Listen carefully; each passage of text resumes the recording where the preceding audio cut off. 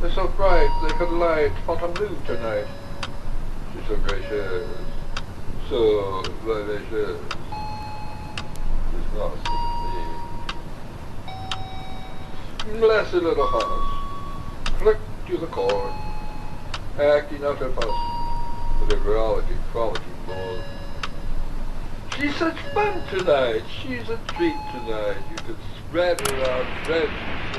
When everyone you have ever loved is finally gone, when everything you have ever wanted is finally done with, when all of your nightmares are for a time obscured as by a shining brainless beacon, or a blinding eclipse of the many terrible shapes of this world,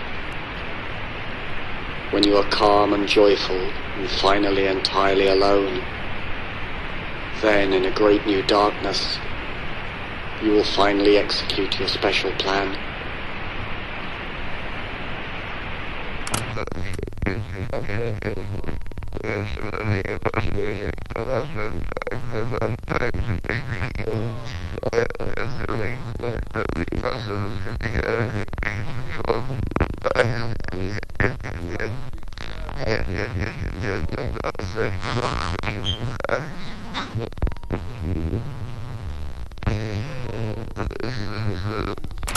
One needs to have a plan, someone said, who was turned away into the shadows, and who I had believed was sleeping or dead.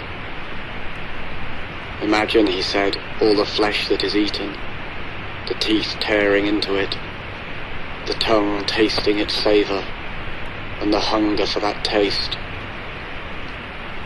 Now take away that flesh, he said. Take away the teeth and the tongue, the taste and the hunger. Take away everything as it is. That was my plan, my own special plan for this world. I listened to these words, and yet I did not wonder if this creature whom I had thought sleeping or dead would ever approach his vision, even in his deepest dreams, or his most lasting death. Because I had heard of such plans, such visions, and I knew they did not see far enough. That what was demanded in the way of a plan needed to go beyond tongue and teeth and hunger and flesh, beyond the bones and the very dust of bones and the wind that would come to blow the dust away. And so I began to envision a darkness that was long before the dark of night, and a strangely shining light that owed nothing to the light of day.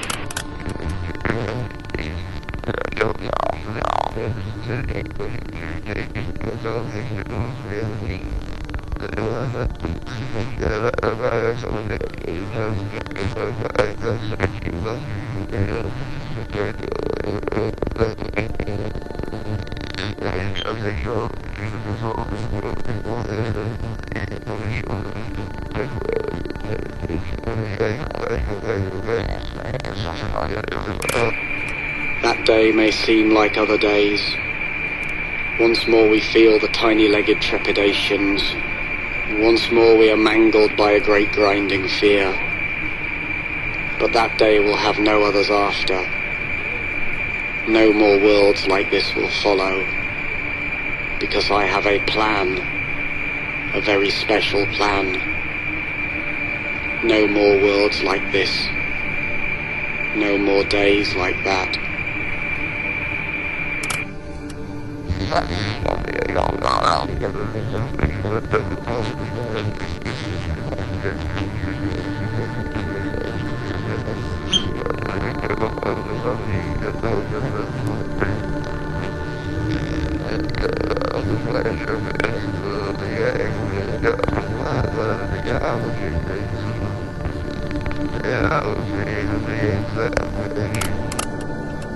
There are but 4 ways to die, a sardonic spirit might have said to me.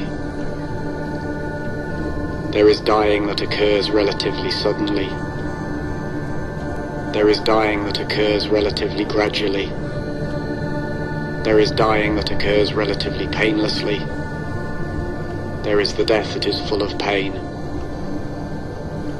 Thus, by various means they are combined, the sudden and the gradual, the painless and the painful, to yield but 4 ways to die, and there are no others. Even after the voice stopped speaking, I listened for it to speak again. After hours and days and years had passed, I listened for some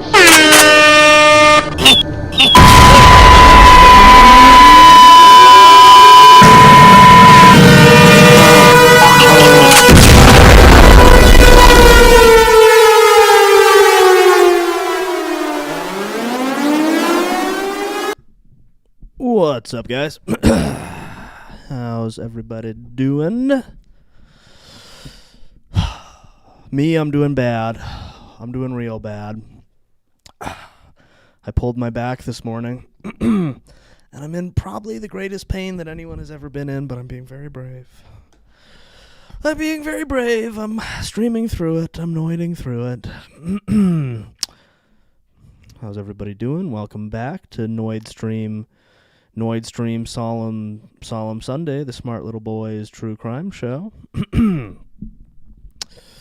Percocet Hugh. I wish, man. I wish. You know, when you get into your mid-40s like me, maybe you wake up, maybe you reach over to see what's on your phone, you do a little stretch, you turn, bam, your back's out for a month. Nah, I'll be good. I'll power through it. How's everybody else doing? Yeah, we had an extra. Did everyone enjoy the extra scary intro on this this variant of Solemn Sunday, this Noid stream? Extra scary edition. I could have, if I was feeling really sinister, let it run for the remaining 17 minutes. It's a 22-minute song. Good stuff. Spooky stuff. What's on the docket for tonight? I got my little hat already. I got Odyssey locked and loaded. Been enjoying the Odyssey scraping. Though I did see... Let me go back to the homepage. I would kill for a hot bath plus watermelon. Interesting. Yeah, a hot bath would be great. I had a big beautiful tub in my last place, but I don't really have a I guess technically I could have a hot bath now, but it's a shower bath. I'd have to wash it out from all my foot dirt that's all schmutzed all over it. You know how it goes. And it's small. Zinc confirmed great for loads, by the way. Let's go. What's up, Myron? Welcome back to Noid Stream Sunday, the Thinking Little Boys True Crime stream. I was just complaining to everybody about my troubled back, but it's fine. I'll be very brave about it. I'll power through. I did notice right off the top that I guess you guys can't see that, but my three subscriptions, Chrome Boys Podcast, don't know what that is, sounds good, Tree Theory 3, and our boy Super Galactic just dropped a new vid, but moments before we went live. 2 in one day. Wow. So we'll maybe check those out, see what's good on Odyssey. I only have showers in my house. It's very demoralizing. Laying down in hot water is good for your spirit. Yeah, I'm a big fan of baths. Technically I could, but you know when you only have a shower bath combo and the tub, I'm a premium bath style guy.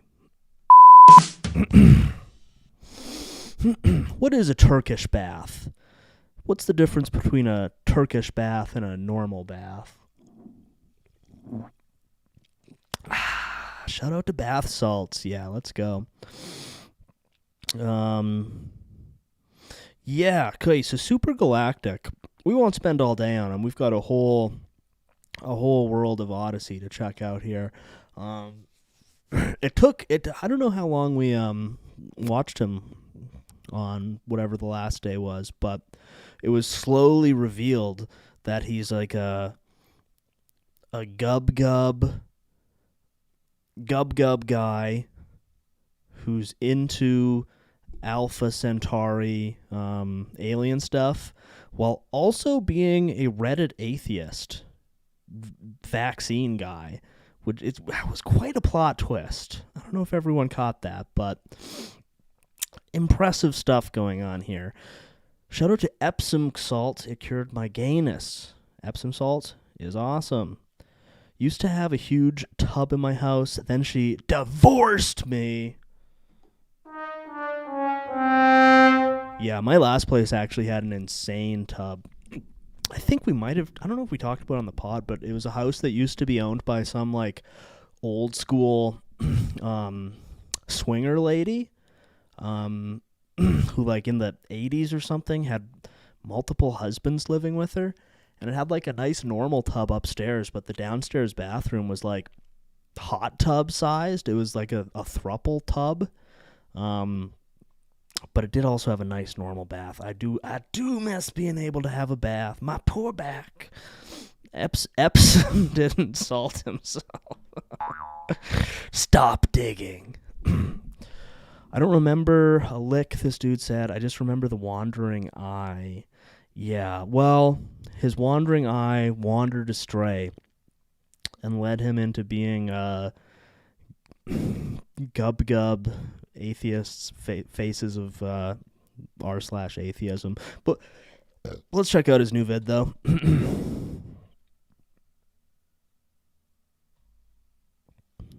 Hey everyone, this is Super Galactic, and I'd like to welcome y'all to Okay, he's not even showing his face. Not interested. Not frickin' interested.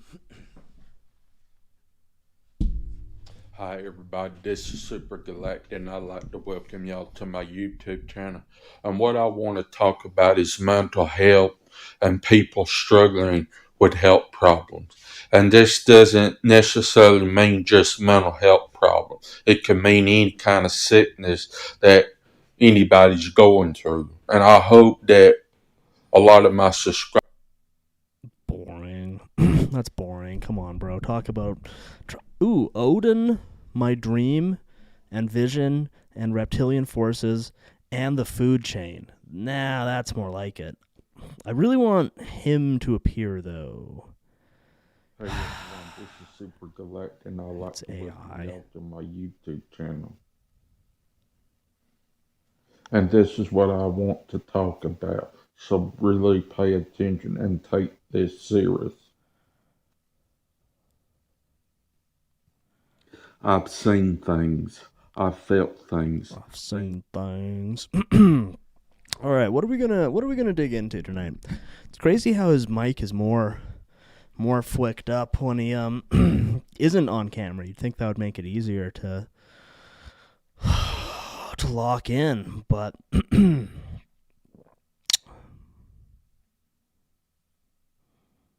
Windows of Opportunity, Charlie Kirk. All right, I got a list of some Noid topics here. What are we thinking? Actually, I've been on a bit of an Atlantis kick, so let's search Odyssey for Atlantis. I think that's where we're gonna get the good-ish. Do they not show their view? I want to find stuff that has like 2 views, but they don't. Let's see, Atlantis, Egypt. Wait, so he's a Reddit atheist who believes reptilians are in the Old Testament. Cool. Yeah, I mean, I think it's... Yeah. It took me a minute, because it was really a curve... There was a lot of curveballs we hit last time. 1, his fingernails are like 3 inches long. 2, he's a Reddit atheist who is also into like Alpha Centauri reptilian stuff. Driving home now in a blizzard in my red roadster. If I don't make it, remember me for the hero I was. We will, Ben. That's crazy that Chicago is having worse weather than Edmonton, Alberta. We snowed and now it's all melted. It's quite nice now. But yes, we're all gonna activate Q safety spell. Imagine Q flames melting the snow in front of Ben's red roadster. His immensely expensive red roadster. It's the big inland sea. Ooh, okay. Before we get into, because I think Odyssey probably has some of the good-ish where it comes to Atlantis pills. But I do want to see Super Galactic's take on geopolitics real fast. Donald Trump versus Vladimir Putin. The brilliant strategy. Ah yes, Donald Trump, the man who thinks he can outsmart Vladimir Putin. Really, let's all pause for a moment and appreciate the sheer audacity of that idea. Because, the guy who can barely manage a tweet storm without creating international incidents is suddenly going to play 4D chess on the world stage. Genius. Somebody recently commented on a Young Turks video about releasing the Epstein files. Naturally, I responded with the obvious, yeah, like Trump is actually going to do that. Because we all know how transparent and forthcoming he has been about, well, literally everything. And let's be honest. I don't know why he's using this AI voice. Come on, Super Galactic. We were all counting on you. So the problem with Atlantis stuff is I feel like every time I try and find someone to talk about it, it's less interesting than my personal headcanon, which is basically that Atlantis was more or less the movie Prometheus in real life. And every time I try and look it up, it's like less cool than that. So, but I just want like a husky-voiced British man in the sort of David Attenborough mold to essentially say that the Atlanteans were 8-foot, 100% Norwided, paper white guys who traveled the earth building pyramids and carving sigils into rocks. That's what I'm after. Nobody ever seems to hit it on the nail. They're all talking about this or that or what have you. But that's what we're after. I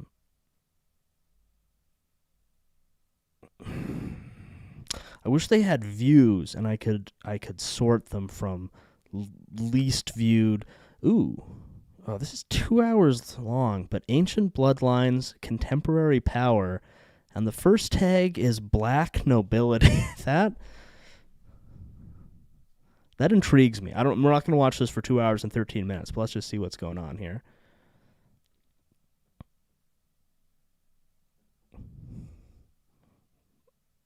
Day was black. This can't be happening.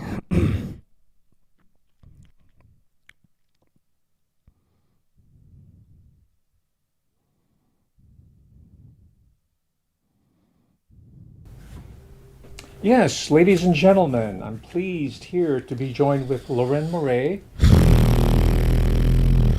Far-reaching conversation on a wide variety of mind-blowing topics. Go look up Yakub lore. Odyssey might have some good stuff on Yakub. Count Dankula. What's going on?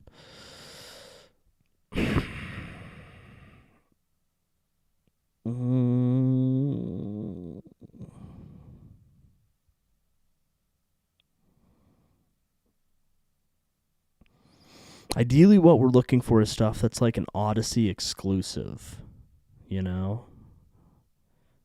Guys who exclusively post on Odyssey and get like 5 views. It's weird they don't put their views on here. Yakub. Let's do Yakub Atlantis, see if anyone's touched that. No results. Are we not fully noided on Yakub? Yeah, I don't know. He's it was interesting to learn that Malcolm X was a Yakub guy. I feel like they leave that out of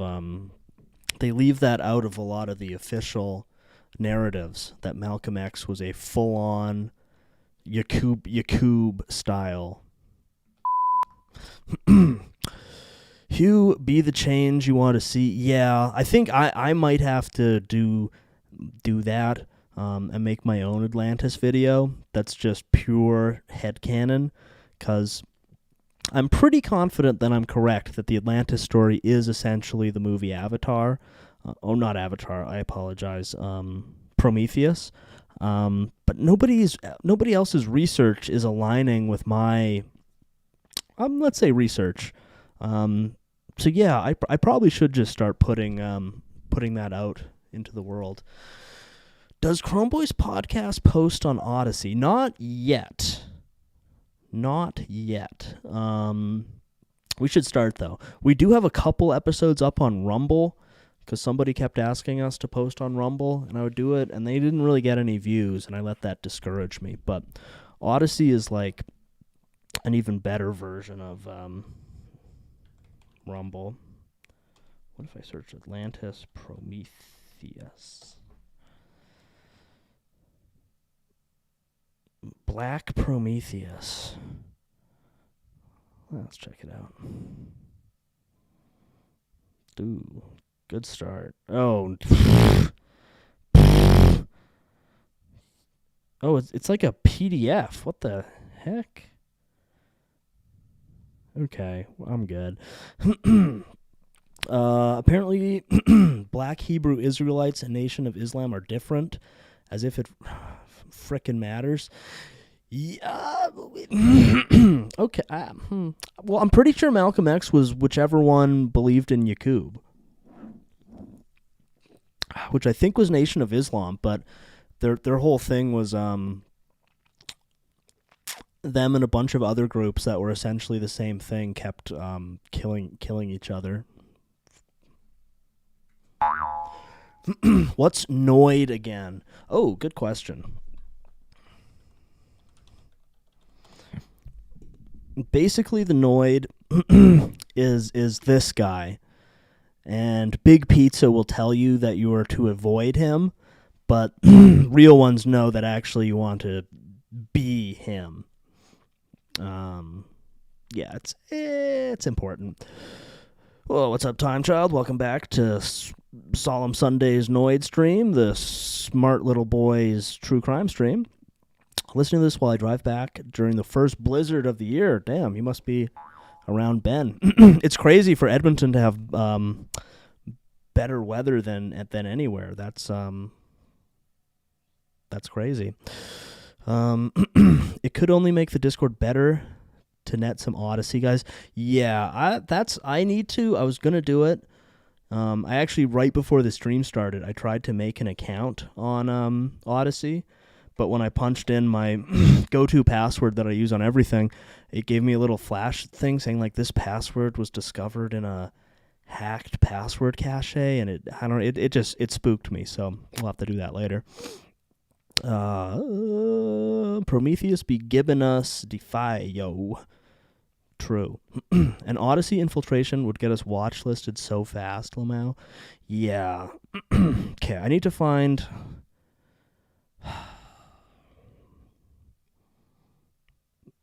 a good Atlantis video. Is anyone real about Atlantis out there, or only me? Listen, the CIA already gangstalks me. I don't need more. I feel that. Are there any more black guys in the chat right now, or is it just me? I would probably guess it's just you, but I don't know for sure. BHI and NO. Oh, Black Hebrew Israelites and Nation of Islam are both schizo black people just saying television through megaphones on street corner. Well, yeah, I mean, in that Days of Rage book, they had like a chapter on those guys, and it did seem like they stood across the street from each other saying television through megaphones and then killing each other. We have a few here in Boise. Okay, that's we do not have any of them here to my knowledge. It's very chilly up here. It's very chilly and dry. Time Child is Mark Eck. I don't know who that is. But Time Child's cool. He's one of the guys. Okay, are any of these popping? And also another problem with Atlantis people that I've noticed is everybody who wants to make a video on Atlantis thinks it needs to be 2 hours long of them talking about like some dusty ass bowl that they found. And that's not what it's about. Being an Atlantis guy is about realizing that Prometheus engineers were real. They lived in the ocean. They traveled the seas. They were the first kings of China. That's a big one. They built the pyramids. And they eventually evolved into the Irish. That's the true story of Atlantis. I just need someone else who realizes that. Ooh, Atlantis and the atomic hoax. 72 views. Okay. We don't want anything that has more than 100 views, because that's basically confirmation that it's compromised. 72 is good, though. Let's check it out. Atlantis refers to the legendary island civilization first mentioned in Plato's dialogues, which supposedly existed over 9,000 years before his time and was ultimately destroyed by a cataclysmic event. While many consider Atlantis to be a fictional allegory used by Plato to convey philosophical ideas, some believe it may have been based on a real ancient civilization that was lost to history. Proponents of Atlantis' existence point to various archaeological sites and artifacts around the world that they claim could be remnants of this lost civilization, such as the underwater ruins off the coast of Cuba, or the mysterious Bimini Road in the Bahamas. Others suggest that the advanced technologies and abilities attributed to the Atlanteans in Plato's accounts, such as the manipulation of orichalcum metal and massive engineering feats, hint at a civilization that may have been more advanced than commonly believed possible for ancient times. Some researchers have proposed that the legend of Atlantis may be a distinct cultural memory. Okay. This one, I have a feeling this is going to be a good one. 35 views. Oh, I thought that was a real guy. Shit. Because I want a guy who looks like this talking about Atlantis is what I'm after. We got a black, a red, a bunch of white, and a yeller. Not to my knowledge. Okay. We need a freakish gub guy on a phone, on a front-facing phone camera. I thought this would be easier to find than it appears to be, but...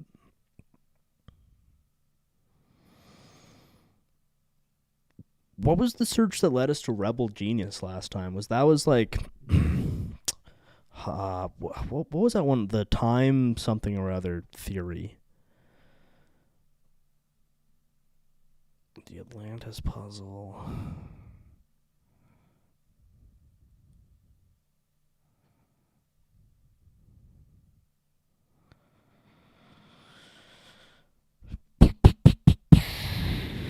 Phantom time theory, thank you.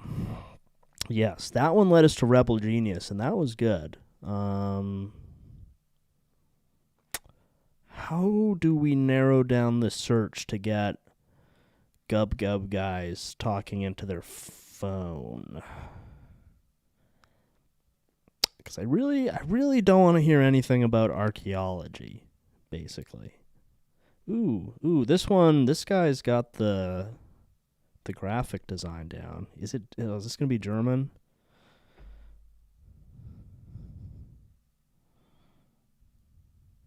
Überwältigung und Vergewaltigung entstehen Zwangsidentifikationen und dann hat man andere Leute Stories im Kopf und denkt, man wäre ein schlechter Kerl.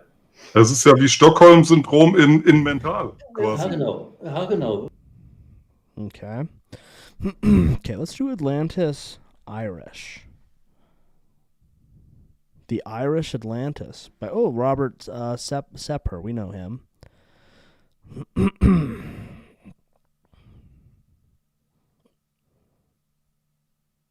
Okay, what's this gonna be? Is this gonna be AI voice?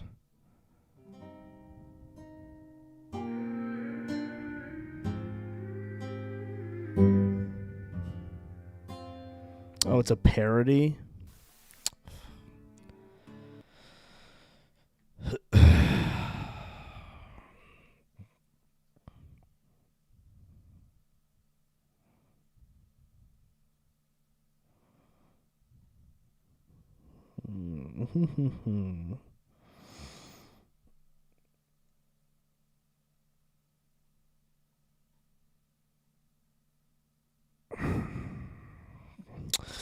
Come on, Odyssey. Give me some. Ooh. Let's see. This is a 10-hour long video. Whoo.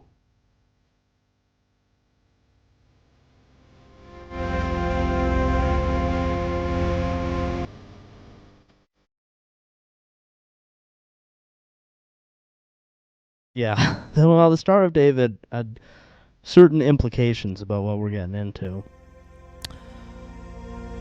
This video being 10 hours long is a little much, though.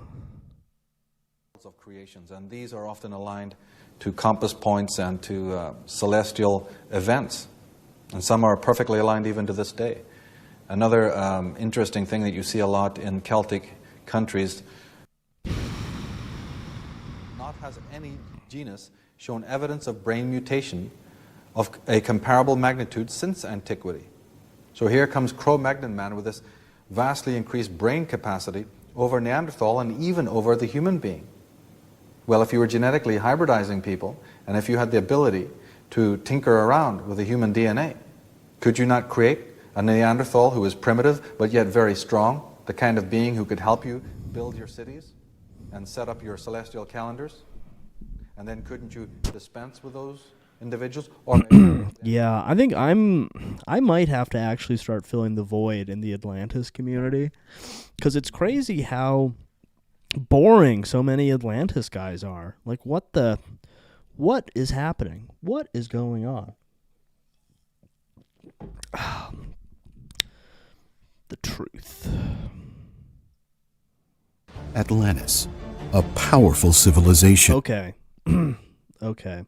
Yeah, we do need more headcanon, less Indiana Jones LARPing. So far, this one's looking good. 78 views. We're in the Goldilocks zone. It begins with this graphic. It's got hype music. I have high hopes in this one. Let's go. So advanced, it seemed almost godlike, swallowed by the sea in a single day and night. But what if I told you that this legendary city was not only very real, but it wasn't destroyed by nature, but by something way more sinister? Tell me more. Imagine a city so advanced that you might think it is only the stuff of myths and fantasies. Too good to be true? Well, there is a story of this place. The story of Atlantis comes to us from Plato, who wrote of it in 360 BC. According to his writings in Timaeus and Critias, Atlantis was a vast island, larger than Libya and Asia combined, located between the Pillars of Hercules, what we now call the Strait of Gibraltar. In his words, Atlantis was a technologically superior empire with great cities, advanced engineering, and vast armies. But what Plato describes wasn't just a utopia, it was a civilization that wielded immense power over nature itself. Wow. Plato tells us that Atlantis had control over vast resources and incredible technology, including highly advanced aqueducts, artificial islands, and grand temples. Its people possessed knowledge that went beyond anything seen in ancient Greece. But it was this very power, this mastery over their environment, that led to their downfall. There was the lost city of Atlantis, which was the capital, which was said to be made up of concentric circles, 2 of water, 3 of land, and essentially that they were... Is that the Joe Rogan curtain? As passed down by Plato, although it's worth mentioning that Plato got the story of Atlantis from Solon, who was his uncle separated by 6 generations. But what most people don't realize is that Solon had traveled to Egypt, and so it's the ancient Egyptians is where that tale comes from, which makes it even more bizarre because I would argue that the most spectacular ancient civilization is the Egyptian. According to Plato, Atlantis was destroyed in a single cataclysmic event as punishment for their arrogance. But some believe this event wasn't natural, it was engineered. Well now, I guess the first question we should be asking is Atlantis even real? Well, you see, Yes. Plato's account was that Atlantis was an island beyond the Mediterranean, circular in shape, once surrounded by water, and likely destroyed by a catastrophic event. If we follow his account, we'll end up somewhere near the Sahara. Interestingly enough, one location that matches Plato's descriptions almost too well is the Rishat structure, also known as the Eye of the Sahara. Located deep in the deserts of Mauritania, the Rishat structure is a massive circular formation, nearly 30 miles wide, with concentric rings, just as Plato described Atlantis' capital city. Could it be that Atlantis existed in the Sahara thousands of years ago, and that its technology was so advanced So it's literally like Wakanda. of the ancient world? And if so, did someone, perhaps even Atlanteans themselves, wipe their own civilization from the map to ensure its knowledge wouldn't survive? What makes this theory even more intriguing is the technology Plato described. Atlanteans were said to have an almost magical command over energy, agriculture, and even medicine. Some believe they harnessed the Earth's natural forces through crystals, advanced energy sources that powered their cities and sustained their society. Free, limitless energy, a technology that, if discovered today, would revolutionize the world. I'm always saying we need free, limitless, crystal technology. Famously worked on concepts. This is making me miss Stargate. I've never watched Stargate. Maybe I should. I finished Homeland, and now I'm at a loose end on what to do with myself. They turned on the pyramids, Numidium. I don't know what that is. Numidium. Numidium, also known as Anumidum, the brass god, the prime gestalt, the brass tower, was a colossal construct of Dwemer origin. Oh, okay. Awesome. Free energy, an idea that eerily echoes what some believe was the cornerstone of Atlantean technology.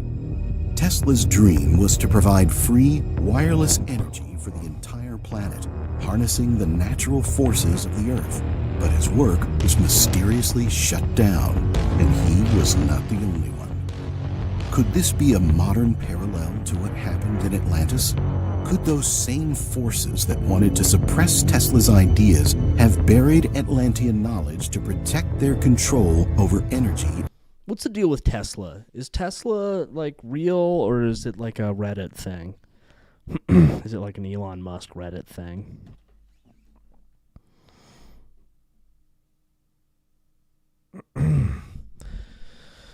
They're homing beacons for aliens to know how to find Earth. It's hard to find one little planet in the universe. Okay.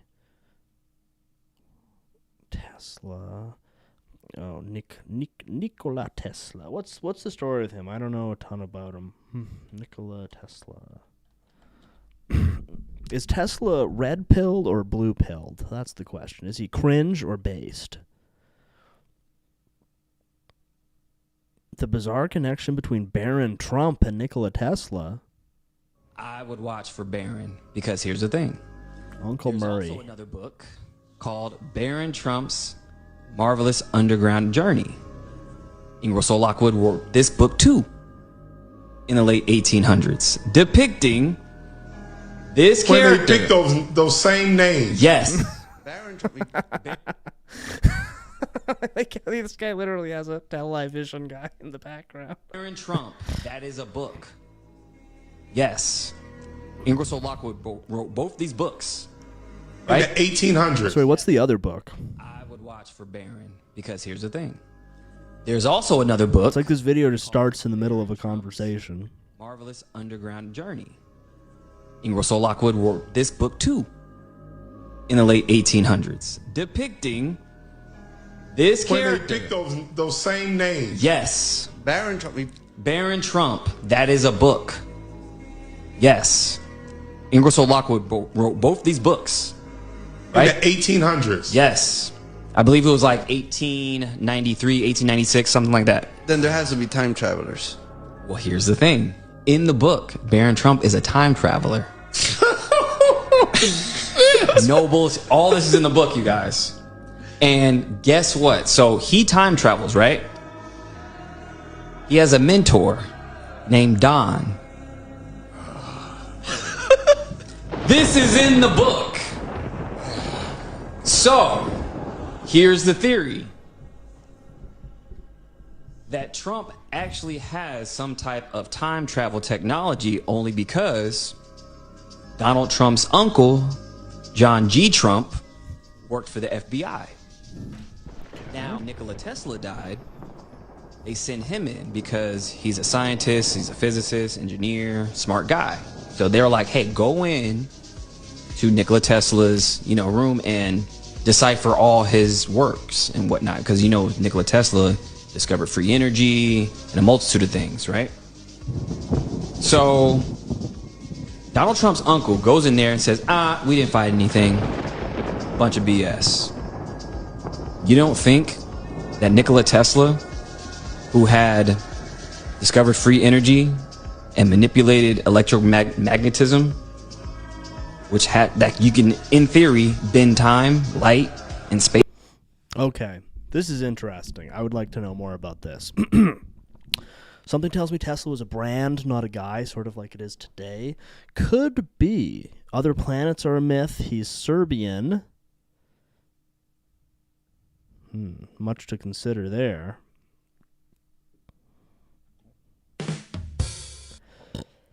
Okay, this is confirmed, reveal, and true. T-Dog is a time traveler. That's an interesting theory. Trump time travel. Goblin Slayer is Suburgian. Think about that. Oh, maybe he's also a time traveler. Yeah, I want to. So we've already confirmed that Trump is a time traveler. And Baron Trump is also a time traveler.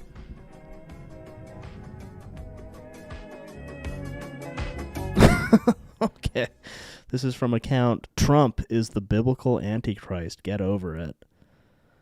666 blockchain, free money, Satan, digital security, UN 2021 aliens.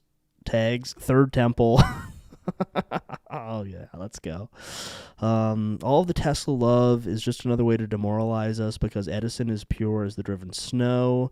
If Reddit loves someone, you better believe it's fake and gay. Yeah, that's my thing with Teslas. I do feel like he's Reddit coded to me, and I don't know if that's fair or not.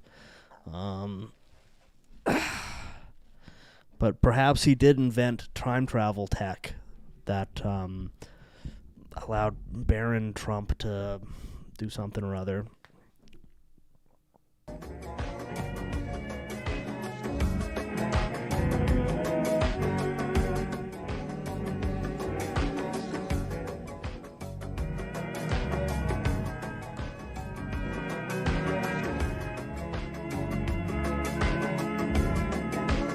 It's just a 2.5-minute video of them doing the Shining thing with Trump edited in.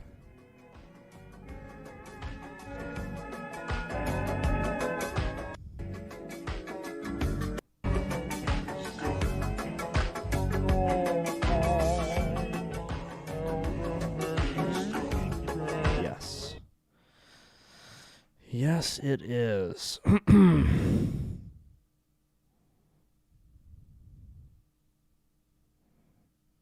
An old quote from Donald Trump talking about a large-scale terror attack 19 months before 9/11.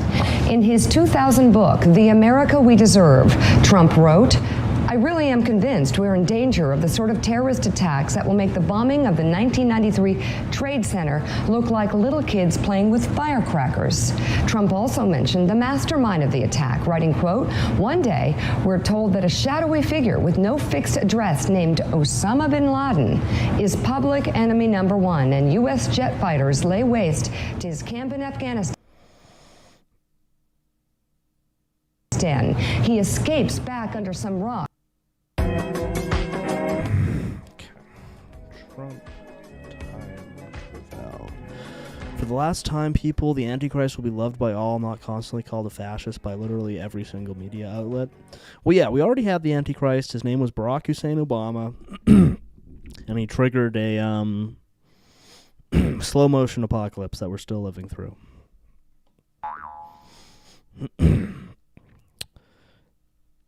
Enter the Stars, Nimbus, Nokia.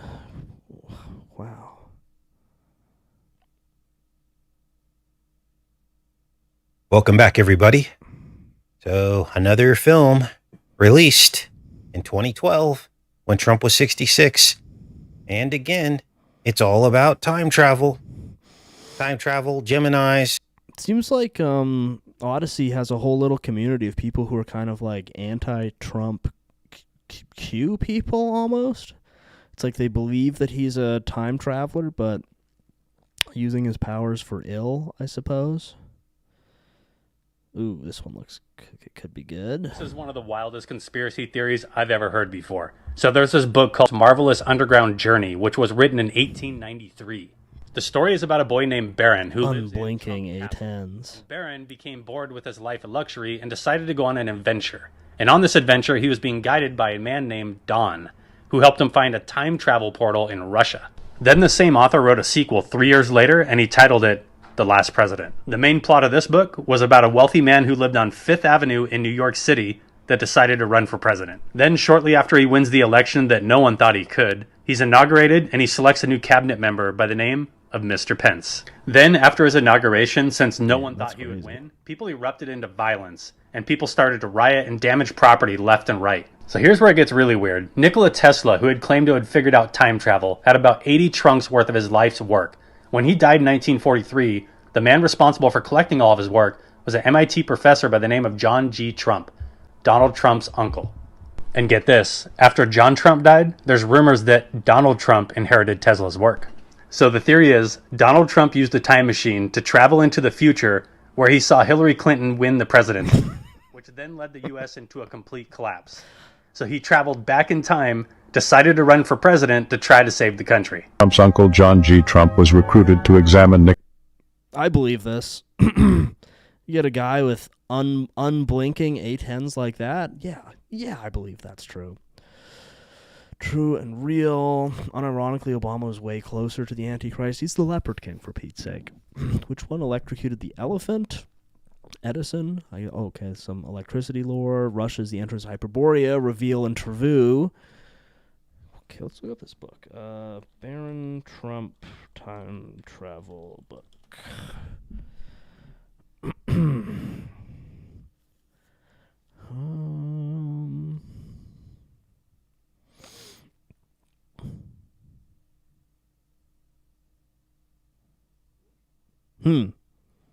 That is a somewhat uncanny resemblance to Baron Trump. You put him in a pyramid hat and some robes. I think these two books were written last year. Well, according to this, they were written some time ago. Baron Trump has access to the chronovisor confirmed. Yeah, so it would appear. Okay, the Baron Trump novels are two children's novels written in 1889 and 1893 by American author and lawyer Ingersoll Lockwood. Powerful name. They remained obscure until 2017. Possibly they were reinserted into the timeline as a sort of revelation of the method type thing. When they received the media attention for perceived similarities between their protagonist and U.S. President Donald Trump and his son Barron Trump. Do we have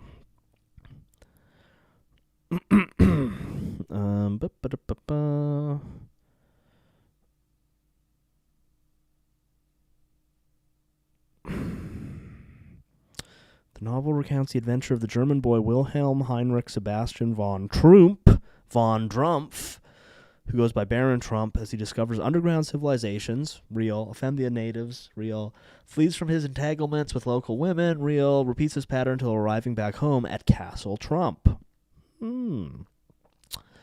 Did Trump travel through time to become subservient to Israel 2,000 years? Maybe so. Time travel / timeline manipulation has to be real. I just can't create a working mental model of... Time travel / timeline manipulation has to be real. I just can't create a working mental model of it that would be plausible. Yeah, it's tricky. It is tricky indeed. Weimar food riots begin Saturday.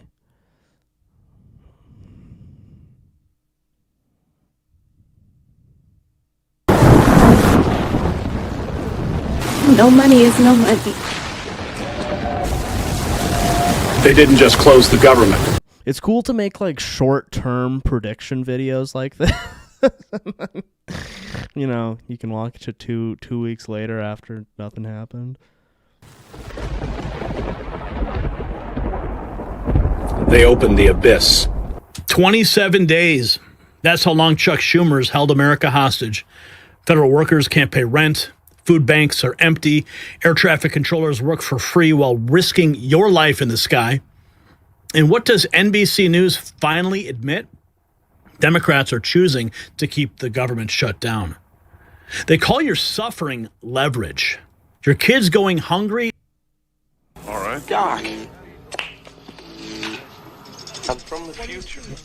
Are you the gatekeeper? Mandela affected into existence. This is the Baron Trump novels. I must have missed this when it happened. I don't recall hearing about it. My theory is internet users, internet forum users didn't discover it in 2017. I think this might be just for us right now. We're the first ones to hear about these Mandela effect ass books because we're breaking it wide open.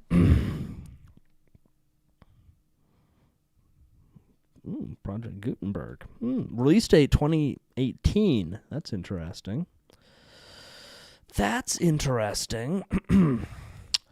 Listen to the Coast to Coast ep with Al Balik and the Philadelphia. I think I might have listened to that one because I listened to one where Art put out a call for all time travelers to call in. And is that the one where they were like, I can't actually remember what they were doing. They were sending like objects through time in some experiment or whatever.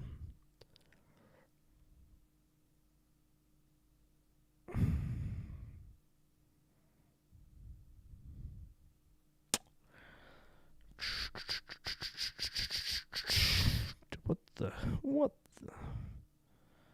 Okay, well, we're not going to read this whole children's novel. Here in a time machine that you invented. He will come in one of the pre-chosen brother, my forms. sister, and me. During the rectification Look of the at her Boldrini, sweatshirt, Doc. the traveler came Class to a of large moving 1984. torb. Then,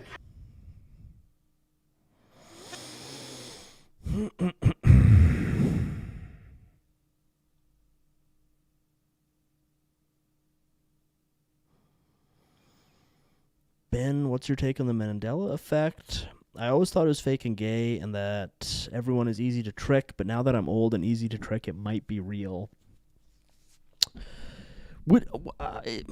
Is the Mandela effect the Berenstain Bears thing and like the Fruit of the Loom logo? Is that it? That's that one, right?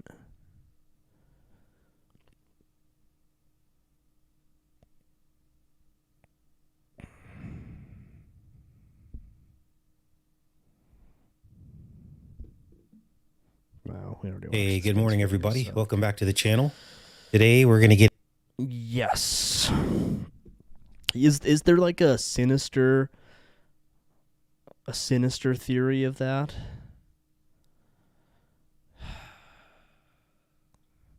Okay, where are all the Odyssey Gub guys? Yes, I will die on the hill that it was Stein. No one has ever been named Berenstain. Yeah, I mean, I definitely thought it was Stein. And the Fruit of the Loom one, I'm positive it used to have a like the little cornucopia thing. I'm 100% positive it used to have that.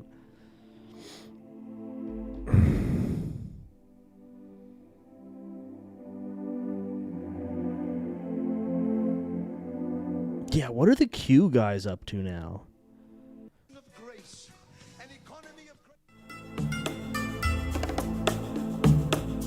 Okay, I wish this guy was talking, but this seems to be important information. Time travel miracle is so much more than Q+.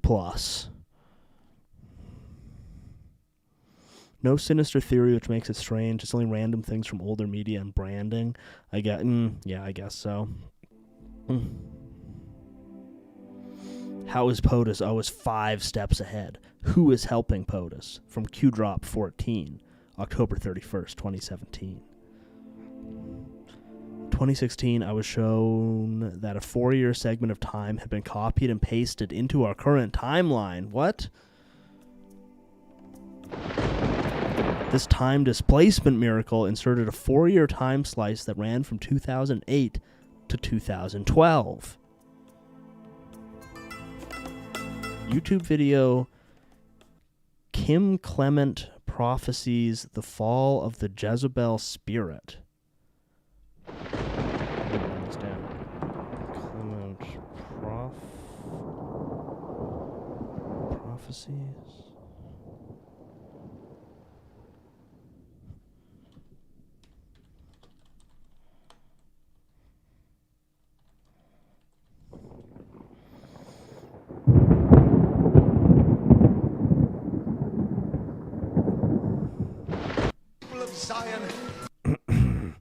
My issue with the name Mandela Effect is based on a retarded premise that Nelson Mandela died in prison. If Nelson Mandela died in prison, no one would ever know who he was. Totally based on not knowing shit about it. Is it okay? I assumed it was like some other thing. The Mandela, that like hand or whatever. I didn't know it was literally Nelson Mandela. Come and rape us as you have in the past. Babylon, you will not exist in our schools and in our legal system. The Babylonian spirit shall be brought to nothing, and Jezebel herself shall be down on her knees, says the Lord. Jezebel herself shall be down on her knees, says the Holy One. And Jezebel herself shall be down on her knees, says the Spirit of the living God. For I have tolerated enough. And now God says, allow me to give you a 4-year period of an extension of grace. An economy of grace has existed. But now God says there is going to be an overabundance of grace that's going to be granted to your children and to your children's children. Watch and see, says the Lord. I'll take them out of darkness, put light into them, and send them back to darkness. And they will go as the lunatic that was delivered by Jesus. Dude, I grew up going to so many churches like this. The drummer in the background is wild. Nelson Mandela died in the 2010s, and it birthed the Mandela effect because people thought he was already dead and had died in prison, negated him from going on to be the first black president of South Africa. I have never heard that before. That's crazy. maybe like you had to be there, but I'd never heard that one, and I don't see how. Yeah, that sort of discredits the whole Mandela effect theory, frankly. Yeah, meaning they would never have heard of him in the first place. Yeah, I mean, maybe it's just because, like, when I had heard of him, he was already a former president of South Africa. He was the sort of, saintly Nelson Mandela. The evangelical movement of America sure is something. Yeah, I have never been to a church remotely like this. The first one that was set aside as a mission. This guy, he does have a weird accent. I thought it's kind of quiet on my speakers, but it sounds almost like Australian to me. God says, I'm raising up a whole troop of missionaries out of your children. I'm raising up missionaries. They're going to go into the culture and they're going to take Babylon and say, you submit to us. We don't submit to you. The Daniels of this hour shall look at the King Nebuchadnezzar's and the King Darius. This guy's British. We will prove to you that our God is the only God. Watch me, says the Lord. Okay, I'm not quite getting how this connects to the 4-year time, this time displacement miracle where a 4-year time slice was copied and pasted into our timeline from 2008 to 2012. I'm really more interested in finding out about that. All the punk band guys were posting in memoriams of Mandela when he died in 2013, which is how I found out about him. Yeah, actually, I remember that. I think I was living in Vancouver at the time, and all the punk places had like, pictures of Nelson Mandela they'd paste up. No, this guy's British as fuck. He's not American, whatever the hell he is. Yeah. He's something. Oh, wait, he's got it in there. Okay. Okay, so we've confirmed that there was a 4-year time displacement miracle copied and pasted into the timeline in 2008. Babylon, you will not exist in our schools and in our legal system. The Babylonian spirit shall be brought to nothing, and Jezebel herself shall be down on her knees, says the Lord. Jezebel herself shall be down on her knees, says the Holy One.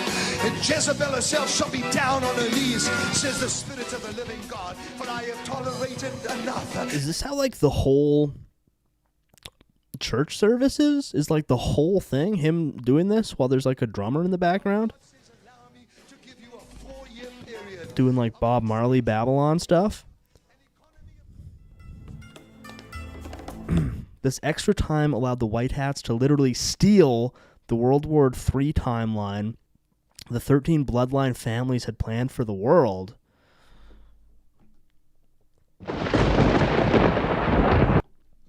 Actually, okay, speaking of, somebody, let me see if I can find it. Somebody posted a Illuminati bloodline lore video in the Investigations channel that I did want to watch. Let me scroll. Let's play this as it goes.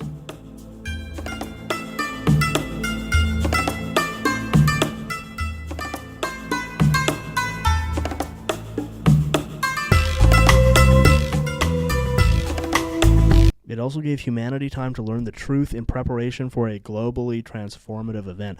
Okay, let me just catch up here. So this guy's talking about Babylon while cool music plays in the background. We get a 4-year period extension of grace, which allows the White Hats to literally steal the World War III timeline, a la Nicolas Cage's National Treasure, that the 13 bloodline families had planned for the world. Okay.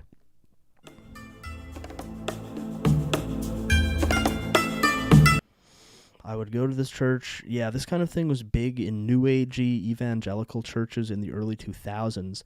I forgot about the thing where they end words with, yeah. And Babylon will not be in charge. Okay, so White Hats have stolen the World War III timeline. I wonder where they put it. Okay, it also gave humanity time to prepare.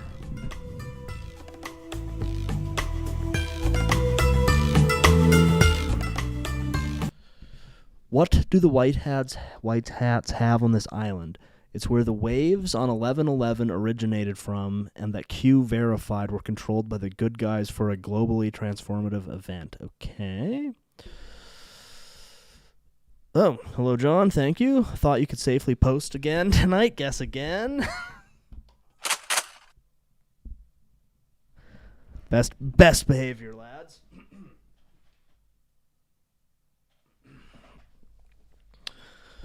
This is more of a Pentecostal thing specifically, if I'm not mistaken. It's literally the white version of Television.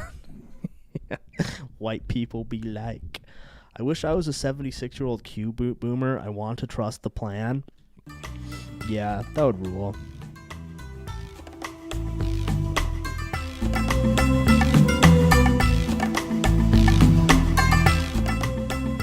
This is some awesome Q music, by the way.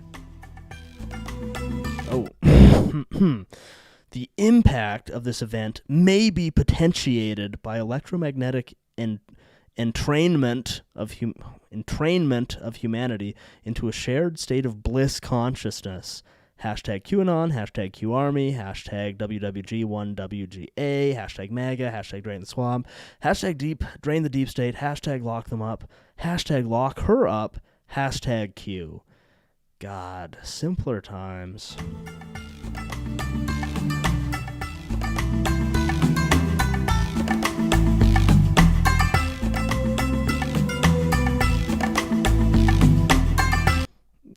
Crazy how with all the Q predictions, none of them predicted the Holocaust happening literally the next year. Yeah. Well, okay, maybe. What if the Holocaust was a black... So, let's just roll with me here. The White Hats copied and pasted 4 years into the timeline, 2008 to 2012, to give them the time to prepare for the electromagnetic bliss consciousness event, right? Led by time traveler Baron Trump. But what if the reason the Q predictions didn't catch the coof was because the Black Hats inserted it from a separate dark and evil timeline, and that's why. So the predictions were correct, but they were correct for the wrong timeline. Much to consider. There's a large billboard near an interstate by me with WWGW1WGA. Awesome. Obama was never actually president. The idea was inserted. I wish, brother. I want to believe.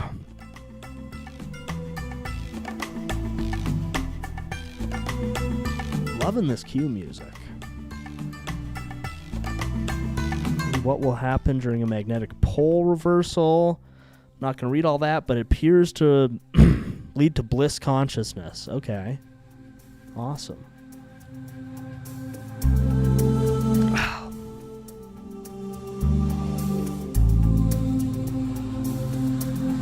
Unironically, fully serious, I actually believe that theory.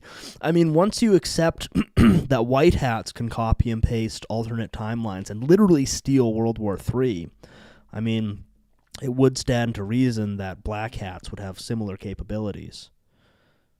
And they're all out. Wait. The thing is, bliss consciousness, is it a good or a bad thing?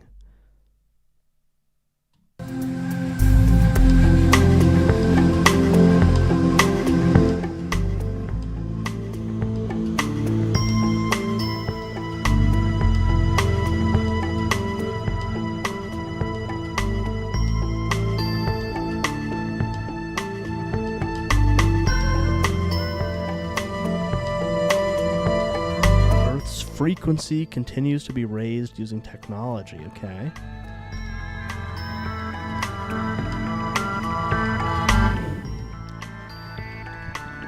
As we raise Earth's frequency, a new base level is eventually created. Okay.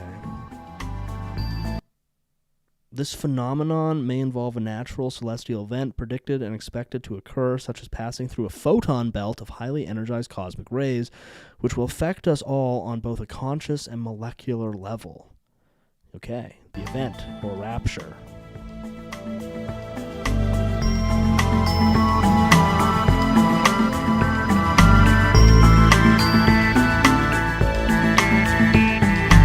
go on Crazy Days and Nights? No, I don't know what that is. This time insert is also very likely the cause of the Mandela effect. As covered in the Trump Time Travel Miracle Explained, John Titor was a time traveler who appeared on internet forums and radio shows in 1999. I think I might have listened to this guy on Art Bell or seen a thumbnail of him on Art Bell.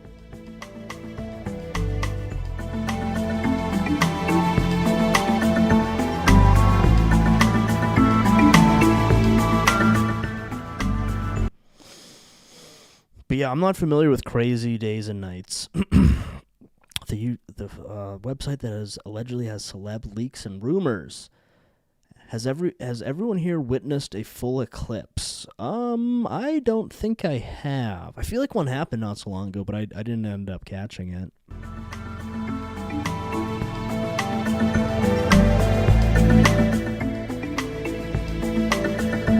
I'm not reading all that.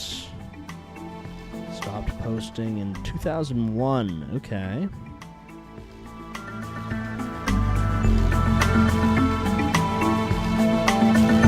Oh, yeah, you know what I think it was? I remember when it happened, but I think the thing with us is we were, it was something like we're so far north that we didn't, like, catch the whole, we didn't get, like, full coverage up here, and we just had, like, a partial one or something like that. I had to, like, work or something. I don't know. I didn't see it, though. Witnessing a full eclipse is super scary. It made me believe it's all possible. I mean, it is one of those, like... You know how in ancient times people would, like, read the omens, and if you see, like, a, I don't know, big flock of crows or an eclipse or something, like, I think they were probably onto something. That's one of the things that's exceptionally, and I kind of like crows, but it's very sinister about Vancouver is they have these enormous murders of crows that live out of town and, like, commute into the city every day. So basically every day at the beginning and end of the night, you have like thousands of crows flying over you. The full eclipse you can look directly at without eye protection. It's different than the partial. Yeah, I think, if I recall, it was happening elsewhere, but because we're so far north, we didn't get the full thing here. So you had to go do the whole like eye protection shit, and I just didn't bother. It's scarier than fucking anything. Damn. Oh, whoops, wrong one, sorry. That's also not that appropriate, but any which way. Yo, what's up, Pats fans? Let's go, Pats! Was that the timeline shift or the paradigm shift? Why not both?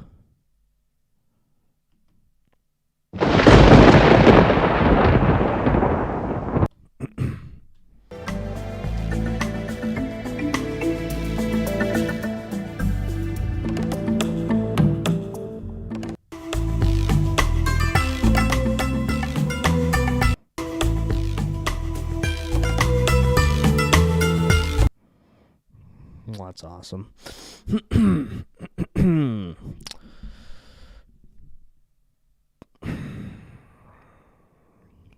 Ooh, here's we need to find some gub guys. Bashago had stated that both U.S. President Barack H. Obama and his whole program has described as a reference. Oh, I think I'm blocking him here. This guy is possible future. Got the world's smallest camera. The whale. And he's reading DARPA stuff. Omniversity. Oh wait, is that Q? No, just Omniversity. Okay. Why is he so tiny? Yeah, I don't know. He's that's him up there. So you can get all the margins in here. George W. Bush, Bill Clinton, and the Pats destroyed the Buccaneers today. Let's go, Pats. God gives his truest trooks to his gubbiest guys. Yeah, I need to figure out what search filters are going to get us the gubbiest guys, basically. Ooh, I'm liking this. Is he going to be talking in English? Buenas tardes. No. Shit. Perdonad que no hiciera ayer el directo. Dang it. I wanted to know what this guy's talking about, but unfortunately he is so gub-gubbed, he's speaking in a gub-gub language. Only going to be around for a few minutes because of the new episode of Smiling Friends.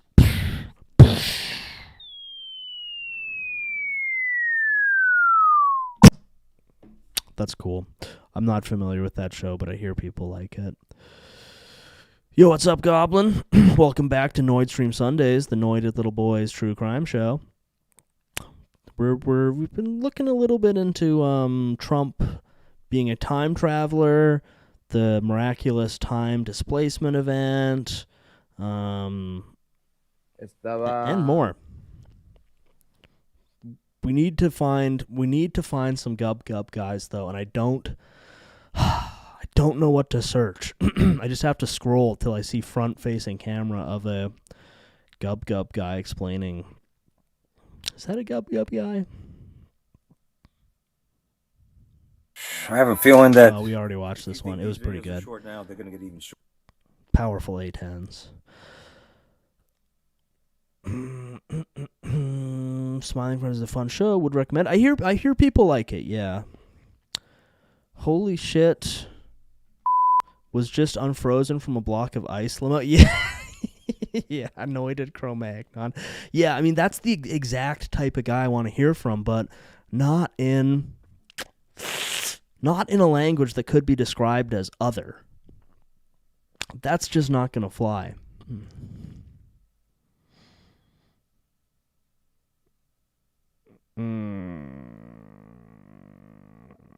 Hi, Goblin. We were talking about Serbia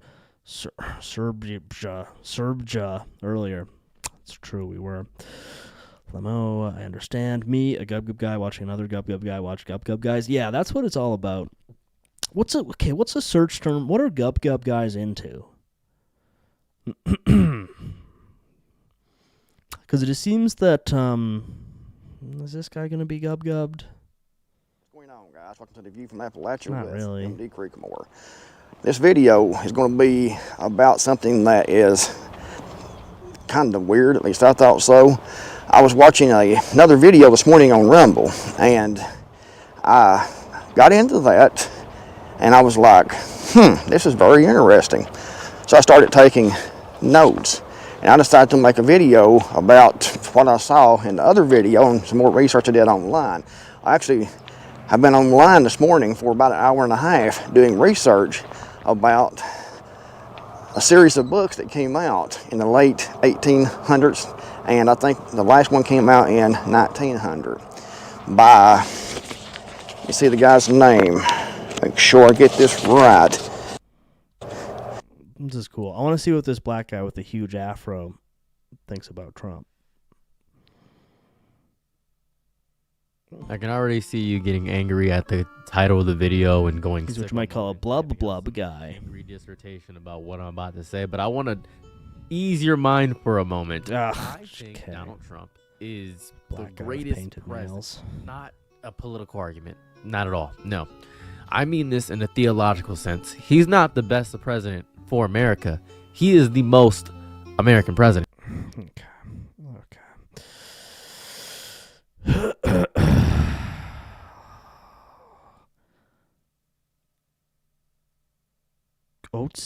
Otzi the Q Man. Nub. Can you send the video? What which video are you referring to? Okay, well, what are gub guys going to be into? Like Phantom Time Theory.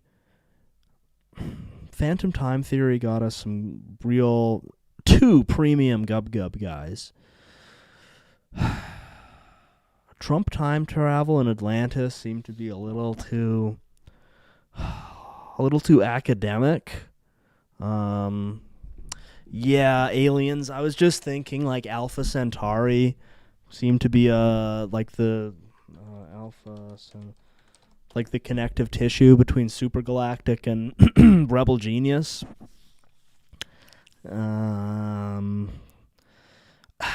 I really wish I could filter out everything that wasn't in English also. That would be helpful. I was abducted by aliens.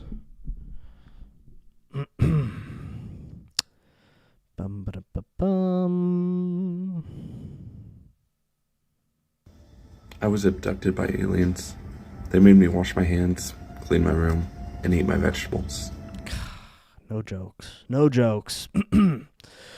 Guys like aliens with penises. I feel like they'd be into niche infrastructure ideas, trains, electricity, etc. Okay, that's a novel theory.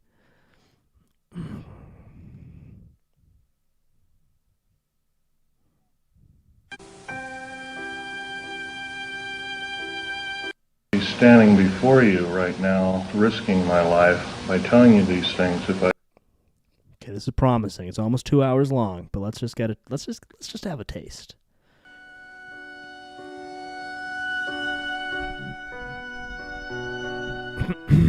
Yeah, Idaho boys do love be getting abducted. Nikola Tesla for sure is a gub thing. designs and mechanizations of our federal government structure that I feel directly imperiled not to tell anybody about, so that's why I'm here telling you. In doing so, I am breaking my security oaths. I am also guilty of breaking Can you send gub language caveman? Oh, I didn't catch what his account was called or what he was saying. So I forget all the relevant information. Phil Schneider rules he was attacked by aliens and has the wounds to prove it. That's cool. your federal law. Okay. Sound qualities on this is a little low. I need gub guys talking into their phone. I mean, what's going on here?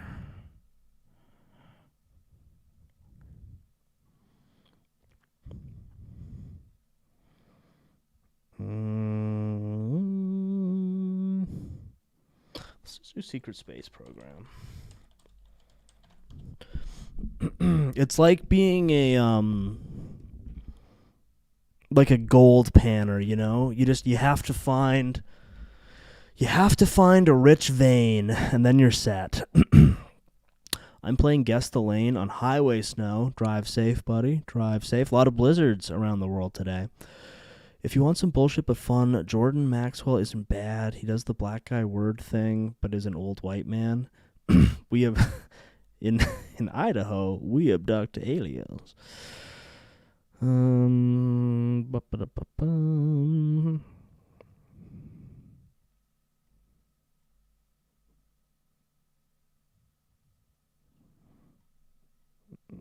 Okay, give me. I'm breaking intergalactic laws by telling you that the prison entities that rule over our world want the Pats not to make it to the Super Bowl this year. Are the Pats still good? I don't know football. Captain Randy Kramer. Oh, here's our old friend Penny Bradley. Let's check in with her. Which one? She was the Nachtwaffen pilot. Oh, and then I did want to check in on this one too.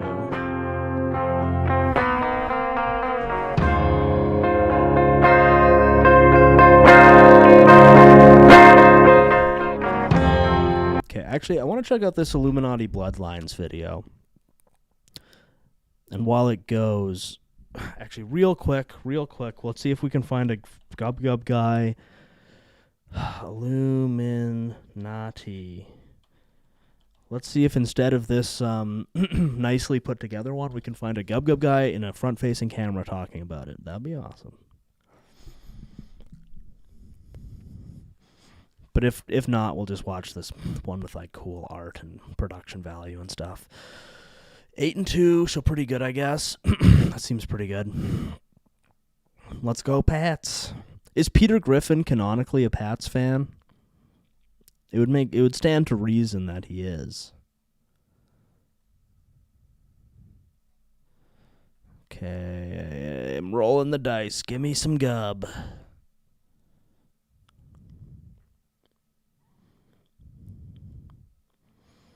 Damn, these are a lot of long-ass videos.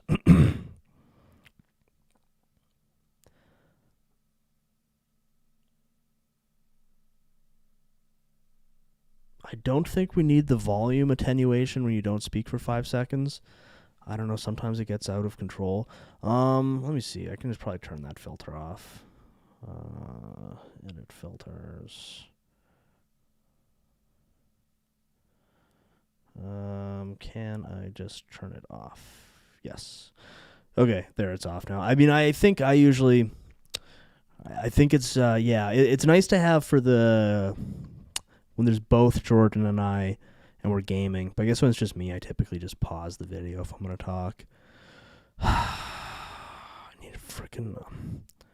I'm so salty about the lack of Gub Gub guys here. Okay, well, let's just listen to some of this quickly.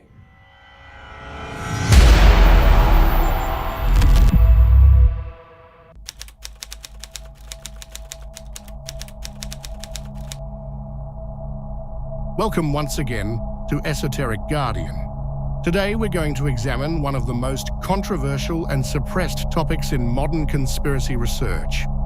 The 13 families that, to certain researchers and whistleblowers, form the apex of global power. The bloodlines that allegedly operate behind the curtain of public awareness, pulling strings that shape nations, economies, and human consciousness itself. Now, before we begin, I need to be crystal clear about something. What we're discussing today is based on research conducted by individuals like Fritz Springmeier, who spent decades investigating these families. This is the kind of and paid a accent I heavy wanna price hear. for it. Noid's We're got. also drawing from historical records, genealogical research, and patterns of power concentration that are documented and verifiable.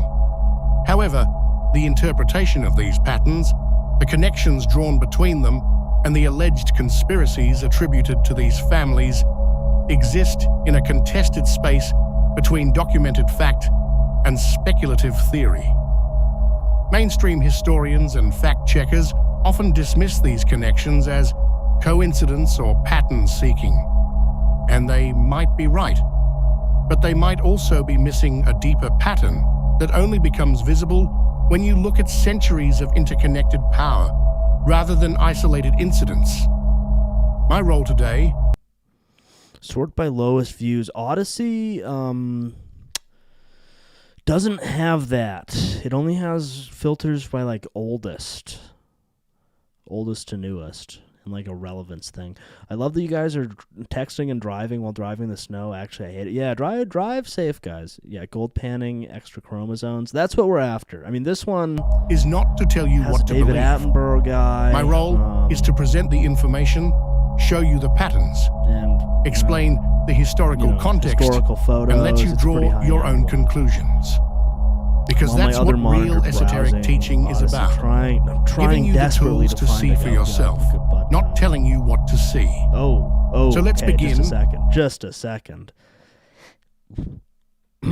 Rabbi says the reptilians are the good guys, and it's got a red guy wearing either a giant yarmulke or a do-rag. We're going in. Gub Gub Attenborough, yeah. What's up next? Rabbi says the I'm intrigued. Let's go.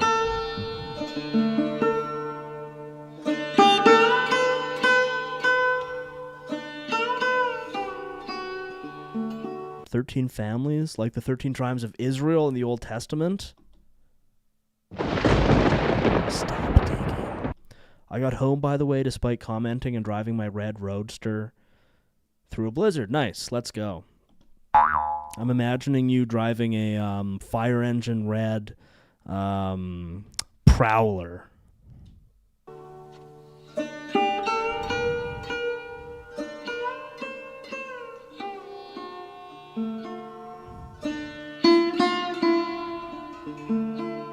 Okay, let's get it. A purple Prowler like Prince. Okay, we are 30 seconds in. And Krishna Kirtana Ganana Tanapano. Come on, what is I recently saw a clip in which a Jew, a rabbi, is talking about reptilians, and he calls the reptilians the good guys. And he's talking in such a way, he's written quite a few books, I believe, as well. And it seems a very well accepted fact amongst the rabbis that there are reptilians and that they are in contact with the earth and they're trying to control the earth.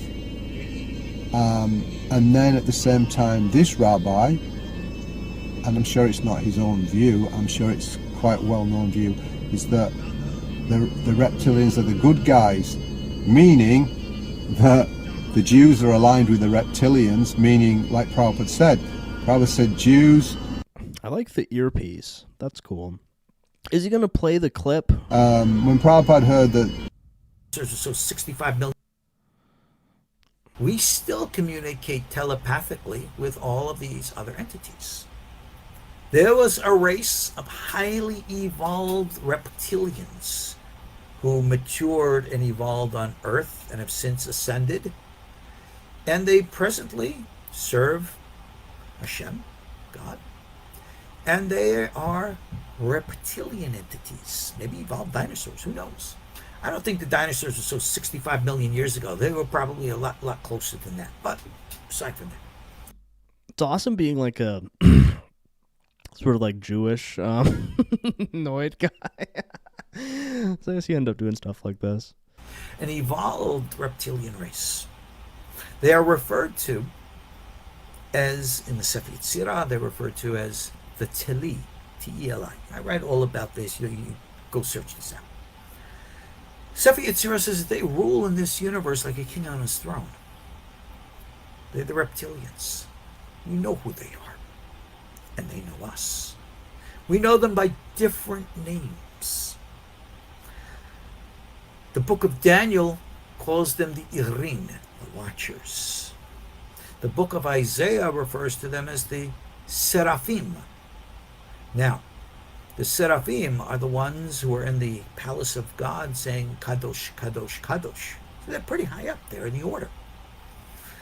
But people say, oh, the word Seraphim, that means burning ones. And I feel like taking the head and giving somebody a whack on the side of the head, saying, that's what you get for not understanding Hebrew correctly. The Hebrew word for burning is soref. And if they were burning ones, then they would be called sorefim. But it's very clear from the book of Isaiah that they're not called that. They're called seraphim. And the word seraph, that's exactly what Moses was told by God to put on a staff back in the book of Numbers. Clearly a reptilian. These are reptilian entities. And they're the good guys. So anyway, yeah, it's very interesting. It's very interesting to hear this rabbi admitting that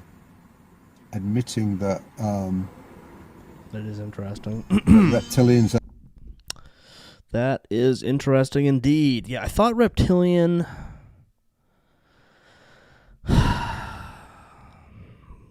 would have some gubbed out brothers. Welcome everyone to the Hurting Humanity channel. What's next? The future with Bill Gates. I mean, how much more in our faces can it get? Of course, Bill Gates knows what's next because this is all what's prepared for us. So this is what's next for our personal enslavement that they're bringing upon in our reality in the year 2024. Of course, we know that Bill Gates knew ahead of time what just occurred in the year 2020 with that outbreak, because he was a part of, that thing. Yeah. Is Odyssey purged? Has it been purpelled? Possibly. Good. Like, where, if you're like a gub schizo guy, where do you record yourself on your front-facing phone camera to Noid out the rest of the world? Where do we find these people? Are they on Facebook? This guy has cool aesthetics. I like that. I'd know that voice anywhere. It's none other than a call for an uprising, or the NSA is stifling our research. Yeah, could be. Japan's first tranny PM. So Japan about to get its first new half prime minister, obviously has done a lot of work on the face, and that's the facial feminization plastic surgery, where everything's just kind of smoothed out and feminized, and then of course you got the lipstick and the clothing and the pearl necklace. It's all it takes to transition into a prime minister. And this is an ancient pagan ritual, an attempt at fallen man to become a god. It's the Iron Lady. Already the mass media has noticed this person has masculine characteristics, and this person is polarizing. And as they say in Freemasonry, the androgyne balances the polar opposites. It's a kind of purification ritual to overcome the constraints of living in a fallen state. Did someone submit lizard DNA and it came back as J? I don't know. But they're the good guys. Is that the RH blood type or something like that? New half is a hentai tag for Futanari. What was that? Was that on here somewhere?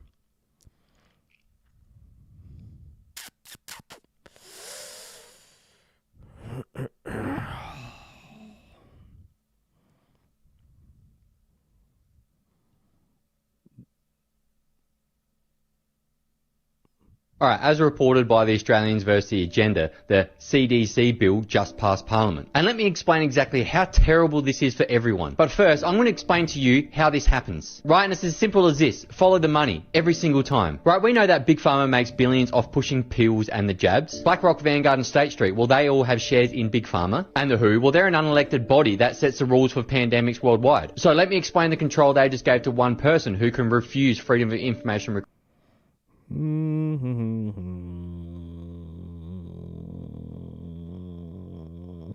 Yeah, it's slim pickings. What? Let's just search like aliens. What are these guys going to be into? You know what? Let's look up Super Galactic and we'll try and find something off of his, because he's kind of the prototype of what we're after here. And we'll try and bounce off of the reptilian bloodlines controlling our religious institutions and causing celebrity chaos. Perfect. Title: Exploring the Conspiracy, Reptilian and Anunnaki Bloodlines in Religious Institutions. Introduction: Conspiracy theories have long fascinated and intrigued individuals, and one of the most captivating is the idea that reptilian and Anunnaki bloodlines are controlling our religious institutions. While this concept may seem far-fetched to many, a dedicated group of believers suggests that ancient extraterrestrial entities have influenced human history through secret societies and religious organizations.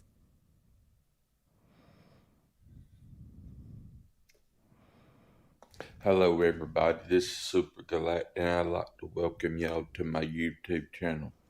And what I want to talk about is something that I really been thinking about, because I was watching Michael Dank's YouTube channel where he made a video about Revelation 12, and he was basically saying that Revelation 12 happens every day.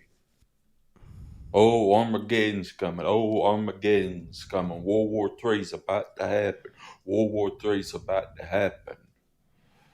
And Okay, maybe there must be a targeted individual. Hi, my name is Richard Deal. I'm from San Diego, California, and I'm here to talk to you guys tonight about my experiences with advanced technology and military-grade psychological weapons and the coming age of artificial intelligence, because what I believe I'm going through is a precursor to that.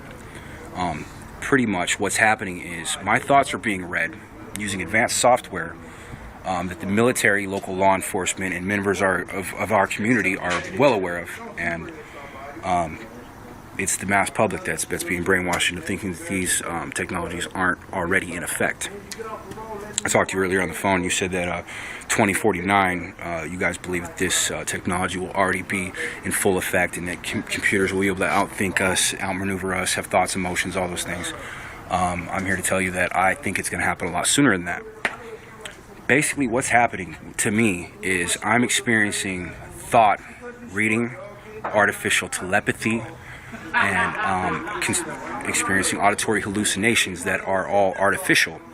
They're being communicated to me using these technologies, these psychological war weapons, if you will. You can Google things like the neurophone. Okay, this is going to be in gub language, but he looks kind of funny, so we're going to watch a little bit. Sagen, als Zielperson. Oh, Hilfe. Komm her, du. Leg dich ja nicht mit dem Falschen an, du Vieh, du. Hab schon mit anderen Viechern zu tun. Okay, this guy. Mitten in Berlin sogar, nicht im Wald, irgendwo in Berlin, mitten in Berlin. The universal language of being a gub guy. There's just something kind of funny to me that, like, these vast, sinister forces are conspiring to target this guy specifically. Da hat mich ein Fuchs gebissen. In den Zeh hinein. The vast futuristic technologies are being harnessed to harass this guy who lives in his car. Watto from the Phantom Menace. Yeah, real. I wish that even one person would give a granular rundown on any of these things. It's always like big concept is working within big concepts. Someone explaining basic parts, I believe. Yeah. How do you afford a Polestar 2 as a gub guy like that? What's a Polestar 2? Is that his car? Did I miss something? Bis jetzt. Dann sind kleine hier. Wo ist die große? Ich glaube, die ist weg, ne? Hallo! Is Smiling Friends only 10 minutes? That's crazy. And it was a horrible episode. Yeah, unfortunately he's German. Bist du? Also noch nicht so, liebe Leute, wenn dir mal zusticht, das tut weh, ne? Da habe ich jetzt keinen Bock drauf. Ich habe hier auch eine Allergie. Yeah, he's dealing with a camp of horniness in his car. Is the translation is that actually it? That yeah, I know that struggle. Mit is with, horn is see. That means okay. So he's being targeted to be horny in his car. Da war der Brummi-Brummer. Das war keine kleine Mücke, habt ihr das gehört? Die hat sich hier irgendwo versteckt, das Vieh hier. Wo ist sie jetzt? Da ist sie! Ah! Damn. Okay, all the good gub guys aren't speaking English. What is going on? You get German incel rage. Yeah. Oh man, this guy has a lot of videos. Found a cool guy on YouTube, Madmark TV. Let's check it out.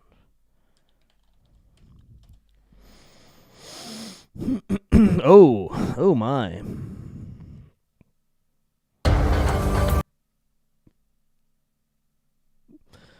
Okay, oh.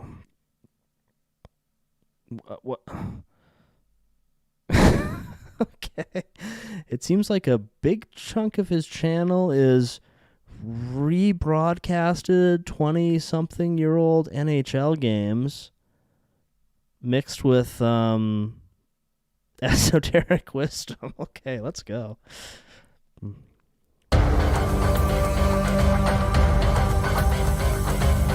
Who is piloting the UAPs or UFOs constantly seen in our skies? Where are they from? Why are they here? How long have they been here? What is their mission on planet Earth?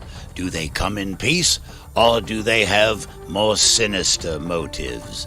Join Mad Mark as he uncovers the answers to these questions and many more of the mysteries that puzzle us all on Who Are the Aliens? The history of the Anunnaki on planet Earth. And now, here's Mad Mark.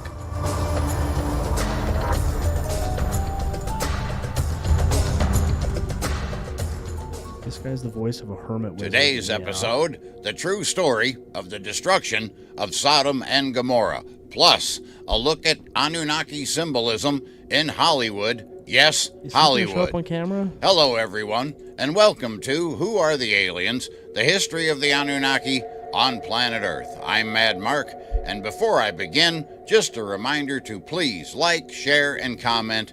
It helps more than I can tell you. Today we continue our studies of Zechariah Sitchin's third book, The Wars of Gods and Men, published by Avon Books in 1985. Okay, Hollywood, the Dream Factory, Tinseltown, the entertainment capital of the world. You would probably say that Hollywood has nothing to do with the Anunnaki, right? You are wrong, popcorn breath. Here are some facts that you might not be aware of. In 1916, director D.W. Griffith released his silent masterpiece, Intolerance. It was a 3.5-hour epic weaving together 4 storylines: the fall of Babylon, the crucifixion of Christ, the St. Bartholomew's Day massacre in France. That German guy looked like an older version of Daniel Larson. True. At Who Are the Aliens? The history of the. Sorry, is that a YouTube account? Popcorn breath. What's popcorn breath?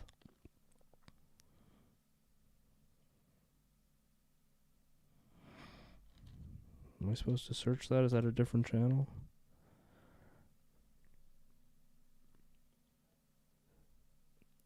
Okay. So this is just his alien stuff, and this channel is mixed with old NASCAR and hockey games. Let's go. Okay, the Great Flood. Secret reason for U.S. Oh, this guy's prolific. He's just putting these out constantly. I like the robes.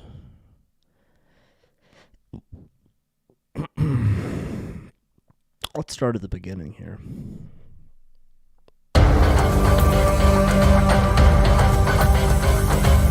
Who is piloting the UAPs or UFOs constantly seen in our skies? Where are they from? Why are they here? How long have they been here? What is their mission on planet Earth? Do they come in peace, or do they have more sinister motives? Join your host, Mad Mark, as he uncovers the answers to these questions and many more of the mysteries that have puzzled mankind for centuries on Who Are the Aliens? The history of the Anunnaki on planet Earth. And now, here's Mad Mark.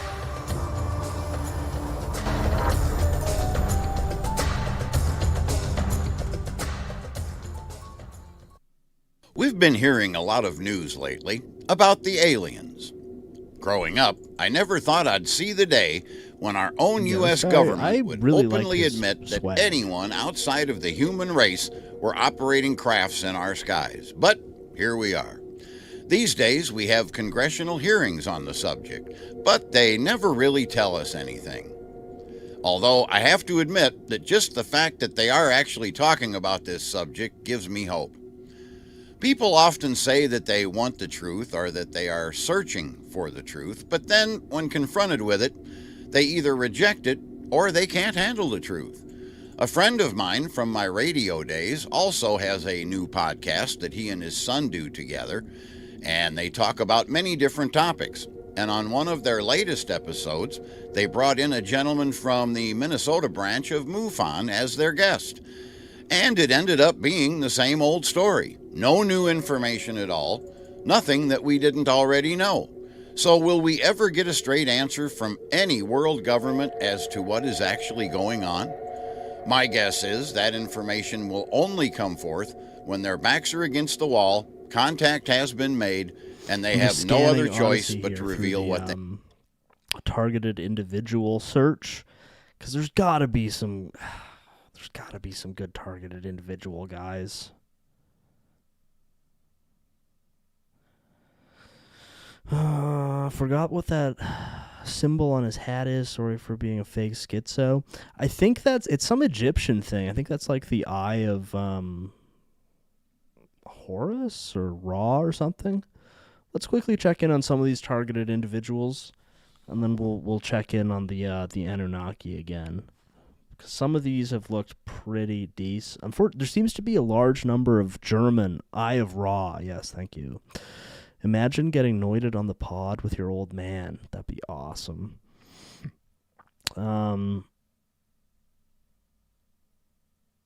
Why you are a targeted individual explained in 5 minutes. Oh God, I'm going to have to talk so fast. Oh my gosh. Okay, here we go. Why you're a targeted individual and maybe what we can do about it in 5 minutes. Okay, here we go. Start. Oh, wait. Oh, fuck. Already. Hi, I'm back. Okay. I'm doing this because it's going to be fun. And the one thing about having fun... I've just learned about central banking and how it came about. It's truly Jover. It's not a swastika or money sign or a Star of David. Yeah, it's something to do with like Egypt. I don't know. I need to get Egypt pilled. Is what I need to do. I think it's important. But okay, some of these.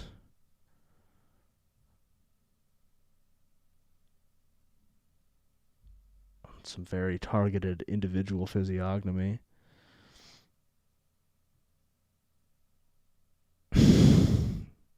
Entities don't like you having fun. It's not the right frequency. So they're going to go, ew, don't do that. Don't have fun. Be serious. This entity said, we're serious business here. We're going to fuck us. We're going to fuck your life up, and it's going to be really bad. And why you? Why are we going to target you? Well, this is for people that are psychic or perceptive or intuitive or empathic or clairvoyant. Yeah, this is for you. They're targeting you because you're like a freaking light bulb walking around in a dark astral plane. I mean, you're shining brighter in higher planes too, but they can see you from their little lower astral kind of places. And it's like you wake up, like say last week, you didn't know shit, and you all of a sudden woke up, you did some meditation or you read some shit, or it's like, oh my God, your fucking light goes on, and they're like, there's one, let's go get them. All right, now what kind of entities are these that are targeting you? And oh my God, I only got 4 minutes to go. There are different kinds. There are all kinds of lower astral entities and creatures and creepy crawlies and insectoids and these like demons and ghouls and all kinds of... I like these graphs, these like spectrometers and stuff. That's cool. That's cool stuff. I know. And that brings up another series of questions. Okay, we got some central banking talk. Okay, so look up Francis E. Deck, Esquire, to all judges. Yeah, I've listened to some of his stuff. I feel it's pretty full of no words.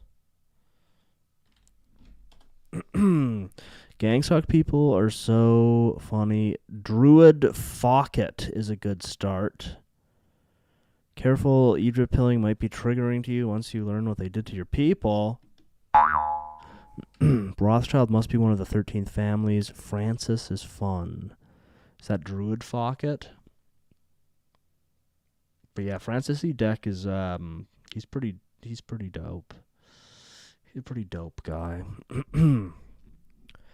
Francis is an old school schizo that had a show back in the 70s and was a World War II vet. Sorry, this guy. Yeah. I know I listened to something of his. It was like the worldwide. It might have been like this one.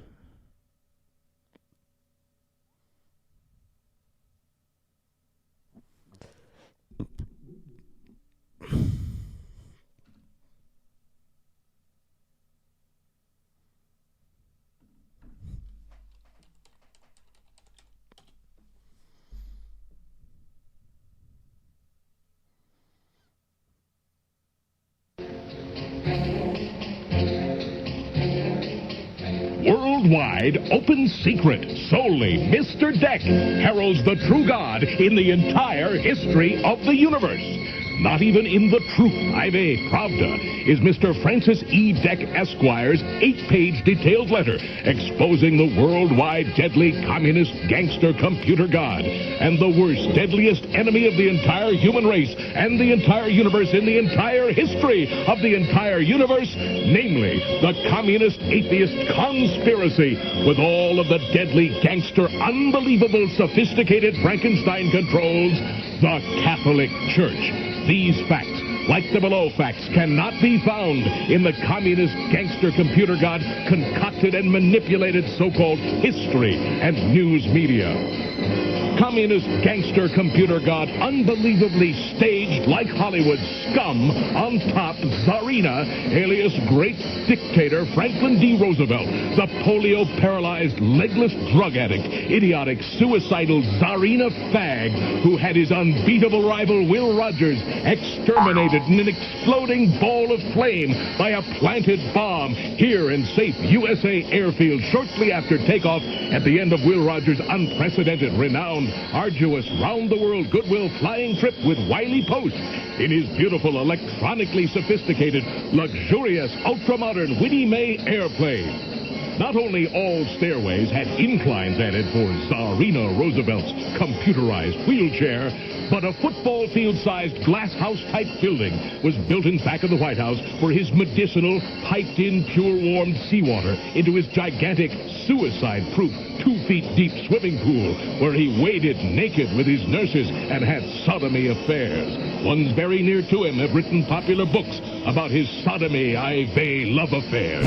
Already in his third term, he was a helpless and useless stretcher case, incapable of even appearing at his fourth-term convention. This one-world communist who married his immediate cousin, Eleanor Roosevelt, like his runted, sickly, pock-faced grandfather, propagandized as a hunter and a sportsman, Teddy Roosevelt, here from Oyster Bay, Long Island, the Rosenfeld family, another computer god top-secret camouflage. The Rosenfeld family.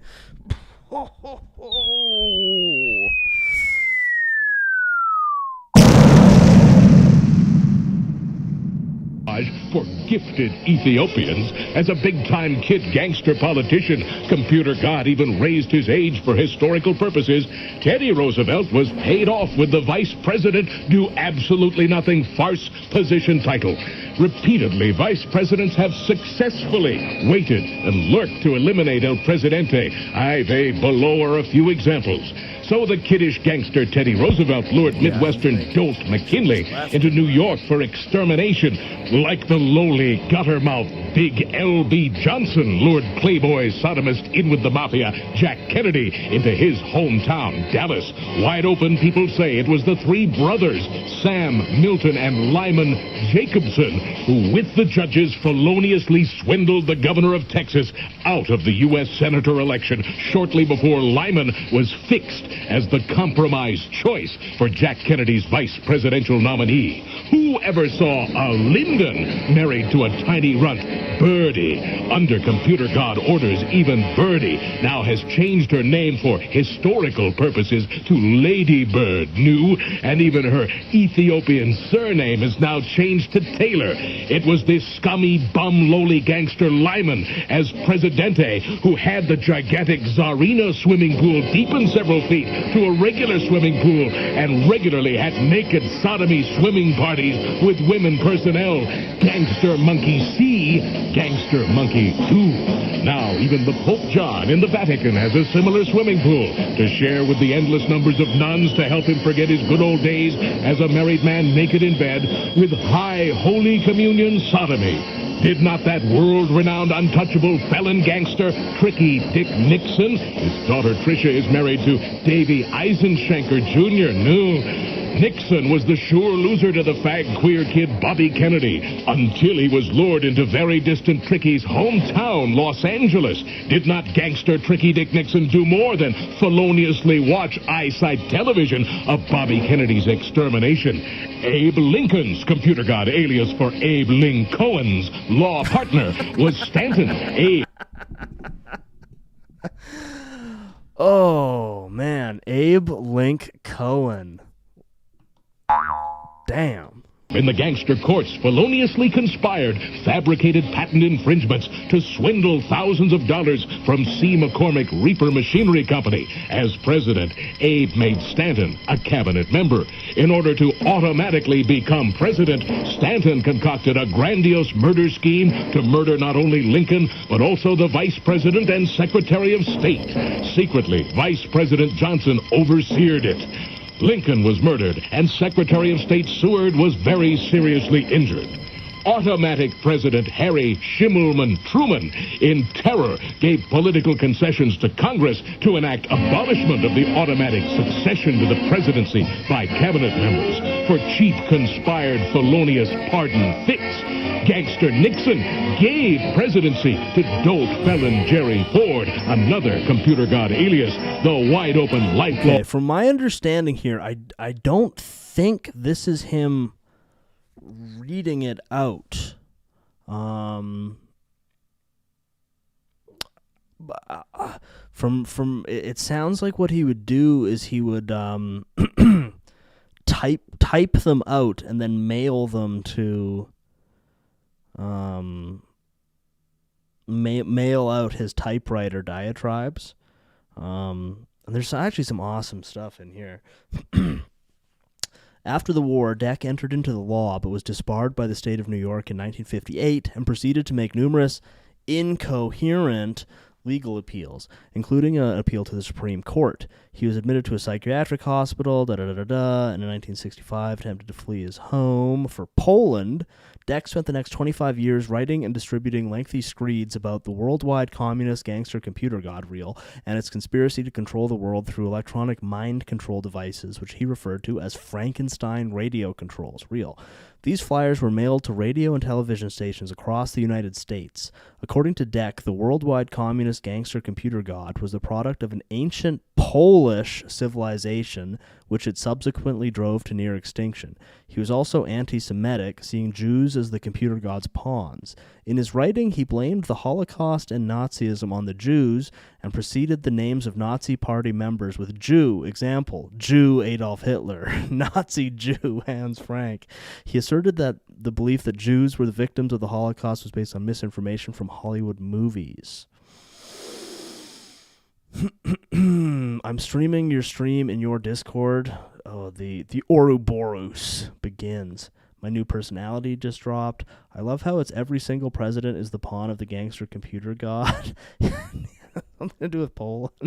Felon, bribe, extortionist, forgerer, and check launderer, Jerry Ford. Abraham L. Cohen is, that's good. And Franklin D. Rosenfeld. David Eisensheimer or Eisenschenker, another runted nature. Roidically befreckled, semi-illiterate, cowardly yokel kid, also Jimmy Carter, who shared the sodomy drug beds of the military academy. Dwight D. Eisenhower. With niggers, under secret computer god orders upon graduation, CIA changed even his family gravestones. Camp David in Maryland was named after him, for him, and by him, including the division of SS Secret Service troops, who even tended his Playboy giant golf course. Here, David Eisenschenker hid in cowardly terror and watched World War II on Eyesight TV. His historical name, Dwight Eisenhower. As president for months, he was dying, in a coma, useless and helpless. Sneak, shameless, hangman rope gangster, government leaders into Frankenstein, living death, eternal slavery. I now go to death for your lowest deadly felony crimes against me. Frankenstein earphone radio parroting puppet gangster slave, do not dare to repeat any part of this truthful message. For like Mr. Francis E. Deck, Esquire, you too are expendable, and you too can be beaten bloodily by the gangster police and dragged in chains into a windowless telephone booth type prison cell. Man, having an Esquire after your name, it's just like, well, he's telling the truth. He did say a word. He did say a word. And put into maximum security insanity prison for undetectable extermination. And by the lowest gangsterism, namely the law, character assassinated for life as an insane criminal menace to this worst gangster communism. Now that your besweated, terrified, trembling delirium has subsided, have your computer subdivision play out my letter, and you reread my letter for your only hope for a future.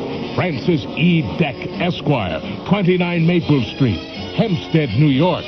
Worldwide communist gangster computer god scum on top, staged like Hollywood, with plastic pale stand-in actors, with communist gangster computer god speed recording, instantaneous, simultaneous, edited, simulated voices implanted for all TV and news media microphones in any known language.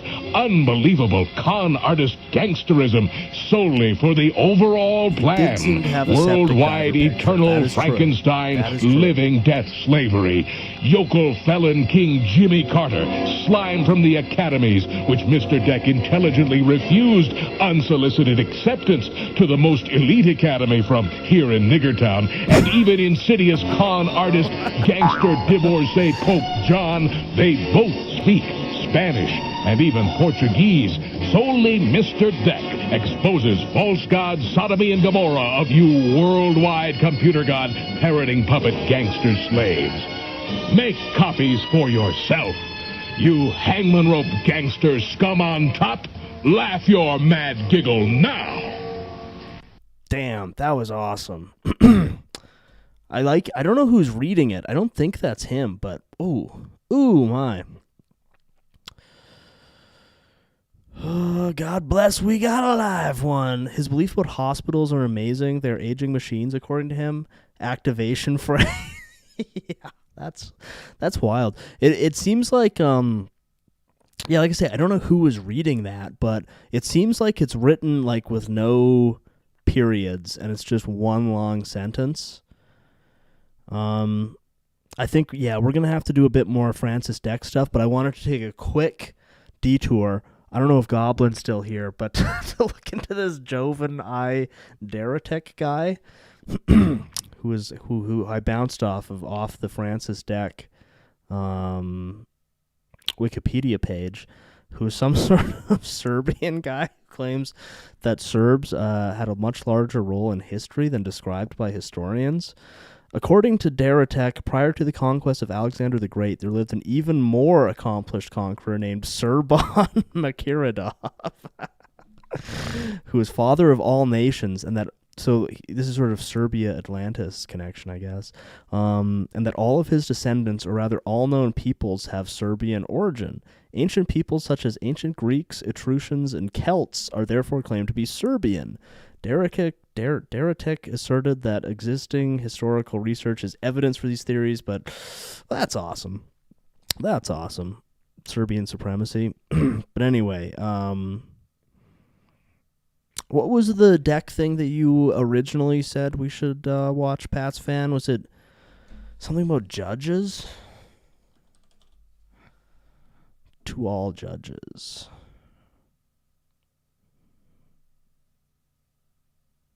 Are you what's up? Are you familiar with this Jovan E. I'm sure I'm not pronouncing it right, but Daratek guy, that all people are secretly Serbs? The children of Serban Makiridov? To all judges, First and Second Appellate Division, Superior Court, New York City, Court of Appeals, Albany, New York, U.S. Supreme Court, Washington, D.C. I write demanding a rehearing of my worst and lowest deadly gangster police state criminal conviction, which appeal case was in your farce, deadly gangster, ghetto communist, gangster computer god manipulated. This is commonplace in many Serbian culture. You don't understand. Serbians are the Serbians are the true Jews. Goblin Slayer probably unironically believes. This is just like an average Serbian opinion that there was an even more accomplished conqueror named Serban Makaradov. If you look into Einstein's wife, Serbs claim she's Serbian and did all of Einstein's equations. That's awesome. Let's go. Gangster court. Below I state some of the many reasons for said rehearing, plus all of my evidence the Attorney General chicanerously forwarded to the Bar Association Grievance Committee for prosecution of felon gangster mafiotic negroidic the Black Frank Gelada, a gangster judge, therefore unprosecutable. The blackish menial negroidic in appearance and demeanor felon vicious parroting puppet ex-district attorney Nassau County with no private law experience, detested by all factions in spite of this solely because of his many-year secret gangsterization and crucifixion of me, this negroidic, low, mafionic, deadly Black Frank Gelada was then immediately and unprecedentedly and repeatedly, rapidly promoted in spite of tremendous opposition to the present position of second highest state judgeship solely through gangster computer god manipulation. As additional evidence, during the last week of my within-mentioned month-long, worse than a farce Nazi court criminal trial in Nassau County Court, 1958, where dwarfed felon gangster parroting puppet rectum lapper sodomist Judge William Sullivan's ball of fat felon slut wife, she, as planned, sat in the front row, repeatedly stripping her overclothes and completely pulling up her dress and slip and pulling aside her old-fashioned pink bloomers in order to display her anus. Her conch, she repeatedly gesticulated and whispered, "I'll give it to you to suck. Finish him." Her husband, dwarfed felon gangster parroting puppet rectum lapper sodomist Judge William Sullivan, flushed-faced in repeated open sodomistic displays, stuck out his tongue, wiggling it, chuckling to her. "You hangman rope gangster felon parroting puppet scum on top playboys can watch my Frankenstein eyesight television playback of this felonious lowly sodomistic display by the felon sodomist Judge William Sullivan and his lowly felon slut wife during my trial in Nassau County Court." So this is all about specifically about his judge, his negroidic judge, his felon sodomist judge.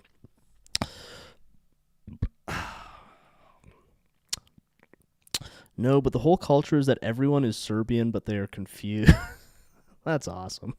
I heard RFK was partially Serbian. Let's go. I'm so glad I get to show other people this great man that was overlooked by history. Yeah, this guy rules. Oh, baby. Bioshock voice log. Very real. This guy's my dictionary. I need to be more like this guy. Yeah, we should all be more decked out. After my worse than Nazi court criminal conviction crucifixion, for years in poverty I suffered hopeless, jobless, character assassination and isolation in this low, deadly nigger town. I was the repeat target victim of this gangster government's gangsterization and undetectable extermination attempts to shut me up forever with my secrets.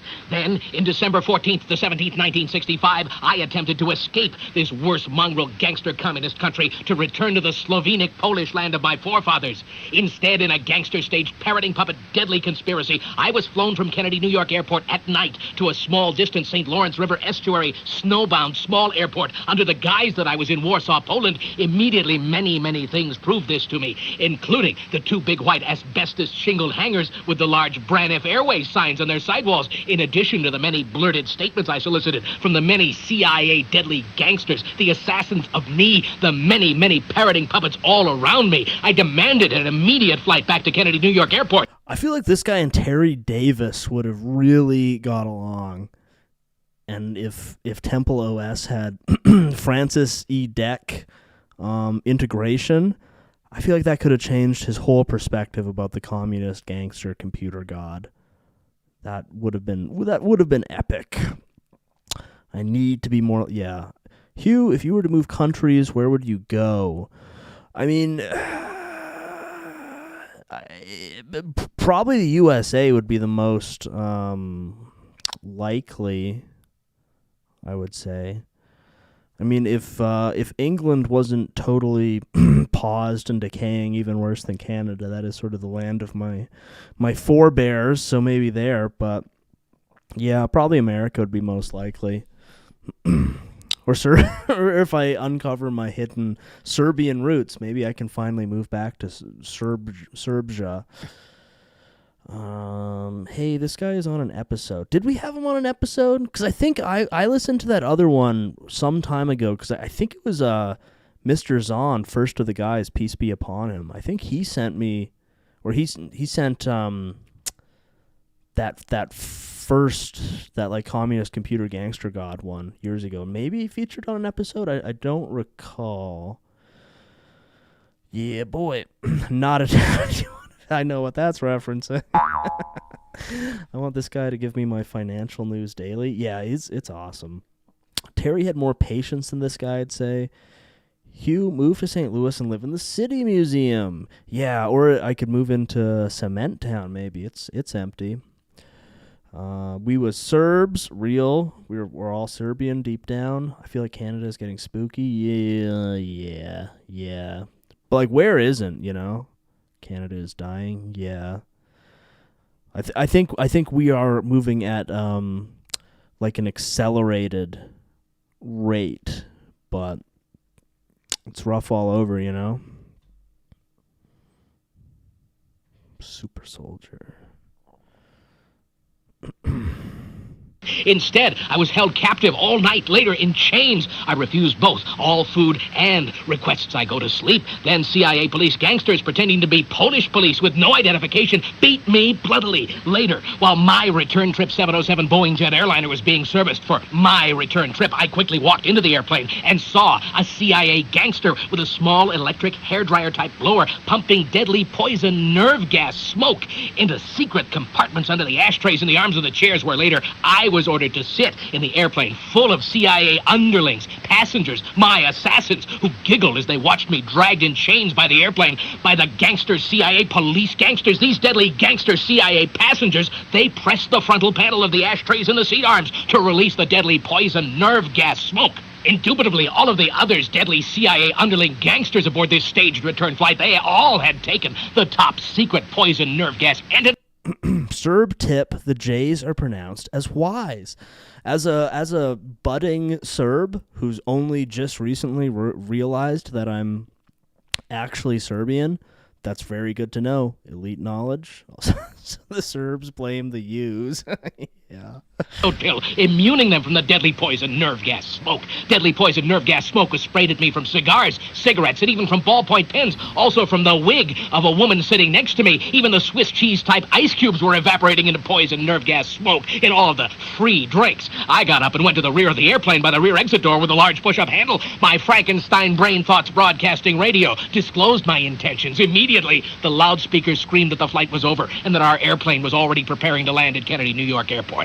You hangman rope sneak gangster playboy scum on top know these facts are true, not only from taking part in such undetectable exterminations, but also you chicanerous, demented, felon, parroting puppet gangsters can watch my Frankenstein eyesight television playback of all these horrible, terrifying, deadly events. When I returned home, Joseph I. Deck, my only brother and deadly felon, murderer, and assassin spy agent against me for this gangster government, he beat me repeatedly. If we were in a sane world, somebody would have made like a Francis E. Deck Esquire biopic starring Ryan Gosling as Francis E. Deck. Cursing me that I was not exterminated by all of the poison nerve gas smoke, and that I did the impossible in that I kept awake for 3 days and refused all food in order to prevent my sneak extermination. In accordance with the completely gangster computer god concocted and manipulated statutory laws, one of your gangster court's requisite duties is to automatically rehear my said appeal case, because it has been brought to your attention, you hangman rope gangsters, that my entire life was destroyed by you co-conspirators through the gangster government perjured and fabricated criminal conviction of me in order to fulfill... It's so awesome that this is like a complaint to some judges he's pissed off at. That rules. This dude loves stacking adjectives. Yeah, he's truly a master. We are witnessing a master at work here. They don't make him like this anymore. If we were in a sane world, everyone would already know all this stuff. Yeah, that's true. So is Russia, actually. We're having the exact same problems that are happening in the West, except we don't have 2A, Super Gooka Spooka. Are you actually, like, Russian, Arcturus, or do you just, like, live there? I've heard that Russia also, for all the like based Putin stuff, like also has replacement migration type stuff going on. I've also heard that Israel does too, which is awesome. No, but we live in the gangster computer god world. Yeah, it do be like that. Wait. Francis E. Deck? F-E-D? Oh, no. This dude has some Shakespeare in him? Yeah, this is something else. His name spells Fed. We're cooked. Russian. I lived in the UK half my life. Okay. I've seen both sides of the coin. Israel got high on its own supply. Yeah. Oh, does anyone know the name of who I'm talking about? There's some like Israeli artist who draws pictures that are like they're like pictures of like sort of like inter-Israeli white genocide where like the brown Jews are being mean to the white Jews. Does anyone know what I'm talking about there? Israel artist like brown Jugal's not gonna show me, but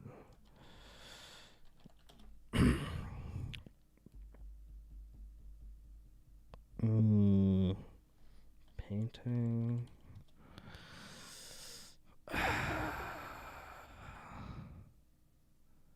Oh, this might... Come on, the Atlantic, come through for me.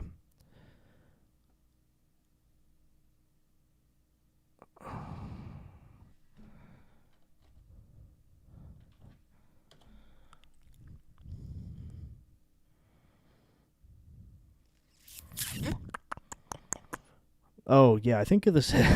It's all shit like... I'm blocking it.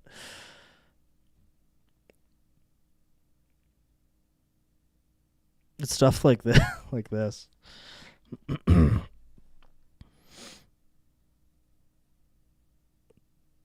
Interesting dynamics at play all over. Hi, Arcturus. I was born in Sudsdal. Where are you from? That's some Russian place. Abramovich. Never mind. She's Serbian.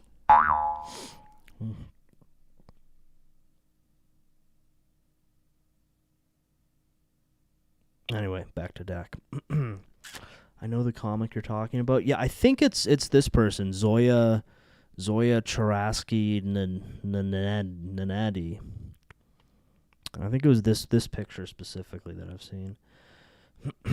It's non-white Jews spitting on a Euro. Yeah, I think there are other ones. I'm pretty sure it's by this person, but because it's like in that style.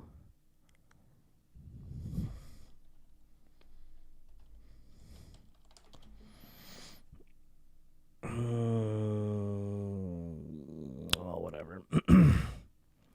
Oh, they're talking in Cyrillic.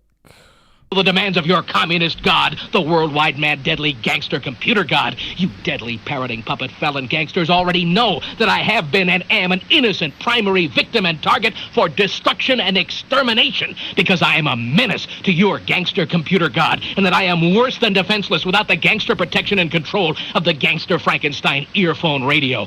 I stand alone against you demented, deadly gangster parroting puppets, namely this worst gangster communist computer god controlled gangster government. Before I'm exterminated by you hangman rope underlings, I demand a reply. October 21st, 1976. Francis E. Deck, Esquire. Addendum. I personally filed my maximum conviction appeal brief in 1961 with the chief clerk of the U.S. Supreme Court, Washington, D.C. The chief clerk, he knew me. He sneeringly grabbed my thick, strong, homemade appeal brief, and then he attempted to rip it up in desperation. The chief clerk of the U.S. Supreme Court ripped off the cover of my appeal brief. Miraculously, I stopped him him without a deadly scene to me. Then, filing my ripped appeal brief, the felon, another co-conspirator with the 9 hangman rope gangster judges, the chief clerk in cowardly fear, in staccato speech and gesticulation, he confessed to me, Mr. Deck, everyone is in on this one against you, even the Attorney General, namely Bobby Kennedy, younger than his very young brother Jack Kennedy, Kennedy then president, the Kennedy Playboys. Little fact, Bobby was a felon, lowest, chicanerous, untouchable, parroting puppet gangster against worse than defenseless Mr. Francis E. Deck, Esquire. My quick questioning and the co-conspiring felon chief clerk explained and gave me a new and special notice form for only Mr. Francis E. Deck, Esquire, which had to be mailed to the opposition, the deadly gangster district attorney, in order to prevent the dismissal of my appeal case. Leaving quickly, I noticed in the room... This sounds like me when the Hennessy hits. Serbs, Canadians, Pat fans, and goblins. This stream is multicultural. It can't be taken down for racism. Who's doing racism? Seething a bit. I mean, this is seething taking to like art form. This is masterful seething. All several approaching uniformed and plainclothes beweaponed police. Later, Joseph I. Deck, my only brother, deadly villain, murderer, and secret assassin spy agent against me for this gangster government, cursed me, stating that I tricked the chief clerk of the U.S. Supreme Court and that I got out of that death trap fast. So brainwashed from birth by the computer god threshold brainwash radio, parroting puppet gangster slave, if you believe in anything, forget kneeling to abide by the high holy law, long enough to say one word of pray for me, for your only hope for a future. Footnote, remember, it is gangster U.S. Supreme Court written high holy law. I'll give it to you to suck. Finish him. It's awesome. Should I buy the collected works of Francis E. Deck for $6 on Amazon.com?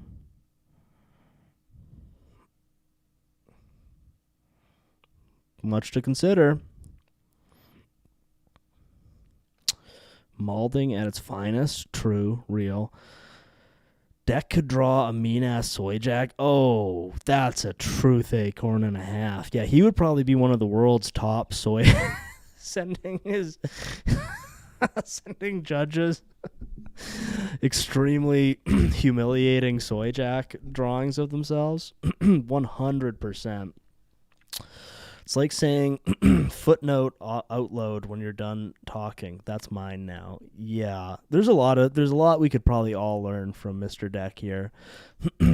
It's cool that high IQ schizophrenia is more eloquent than gum schizophrenia, but the content is pretty much the same. Yeah, yeah, that is true. Because I feel like a lot of those, where did I have all those targeted individuals? Like, these people are all probably basically, like that German guy in the car was probably essentially saying Francis E. Deck stuff, but just without the panache. That's wild. $6 for you, 13 for me. Why do Canadians get cheaper books? I don't know. I mean, the one here, it appears it's on sale for some reason here.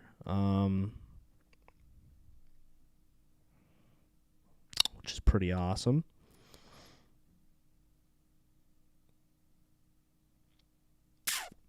But that's 69% off. I'm probably gonna move on that. I'm just might wait till off stream as to not dox myself. But it looks awesome. I'm gonna get it. Seems cool. What do we want to do before we tap out? I want to get like a proper investigation. I feel like the Finding Odyssey Gub guys, it's one of those things where like if you try and do it, you're going to strike out and end up with an L stream. You need to let the Gub guys flow through you. When you're very lucky, you'll find one. So I think we should target a real meaty topic for next time. I have some possibilities here. The only books read in America are the Foyd Goonerslop. Everything else is priced higher. We dig deep into conspiracy theories because inside every Gooka Spooka there's an Aryan super soldier named Patesh waiting to come out. Ancient Aryan super soldier, gagging deep. Do OKC, please. I know a lot about Waco from Wendigoon. Okay, yeah, that's on the list. Take a glance at the. I don't guess some people are probably just listening. I'll read it out. Let me. Okay, Cecil Rhodes. We kind of covered that already. Skinwalker Ranch. Jerry Sandusky. I don't know about that one. It's not really a Noid thing. John DuPont. I don't know who that is. Is that the Foxcatcher guy? The dissolving of the East India Company. I don't know if that's a Noid thing. Could be interesting. Harry Horse, Robert Picton, James Shelby Downard. I wrote these down a while ago. I don't really know who James Shelby Downard is. Holly Weird Mysteries. Aleister Crowley, L. Ron Hubbard, Charles Manson, OKC bombing, Kyle Odom. We kind of did that already. Egypt, Atlantis. I think on some Maurice Scooper of Coop, Tunguska, Mud Fossils. Got a couple YouTube clips here. Robert Picton is a big thing in Canadian comedy right now. Yeah, true. The controversial Mr. Picton. But yeah, the Oklahoma City bombing, I would like to know more about. I do have this like giant Noid book I bought on a whim a while ago that I've never read. Also, if you have Atlantis a topic, you should probably have Lemuria as well. Isn't Lemuria the thing that didn't William S. Burroughs make that up?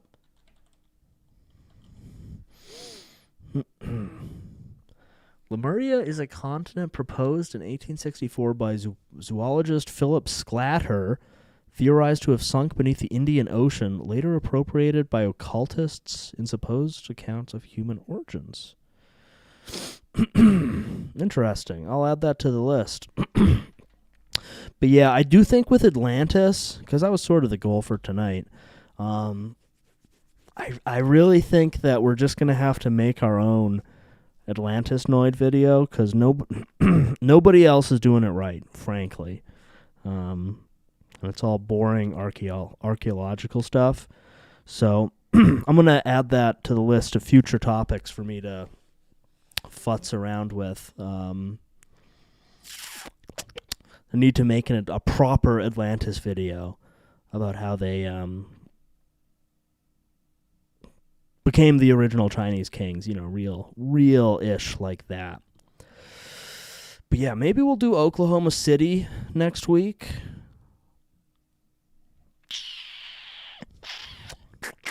Lemuria is where the lemurs are from. Then Helena Blotvotsky got funky with that. Many such cases. So yeah, we'll see. I know there is some Noid stuff with Robert Picton. I have all these links for Hollywood. But yeah, maybe we'll do the Oklahoma City bombing next week. And I'll try and do some supplementary research between now and then so we can really dig our teeth into something. Let's check out was it this one? Okay, we'll revisit this guy later. There's one super soldier one I wanted to take a glance at. It's an hour and 10 minutes, but we'll just see what's going on here. Exopolitics today. Morgan Ray Johnson, from the age of 5 to 16, was trained by a CIA Ultra Soldier program. She went on to enlist in the US Army, and after enlisting, she was recruited into a secret space program where she did 2 20-MBAT tours. She went to officer school and became a major or commander of a ship, a position which is rarely held by women in these secret space programs. And she's here today on Exopolitics Today to discuss her book and her incredible experiences with secret space programs. You are listening to Exopolitics Today with Dr. Michael Salla, your source for the uncensored truth regarding the human, extraterrestrial, global, and political agenda. Click the like button and subscribe to this channel. And now, here's Dr. Michael Salla. Well, welcome, Morgan, to Exopolitics Today.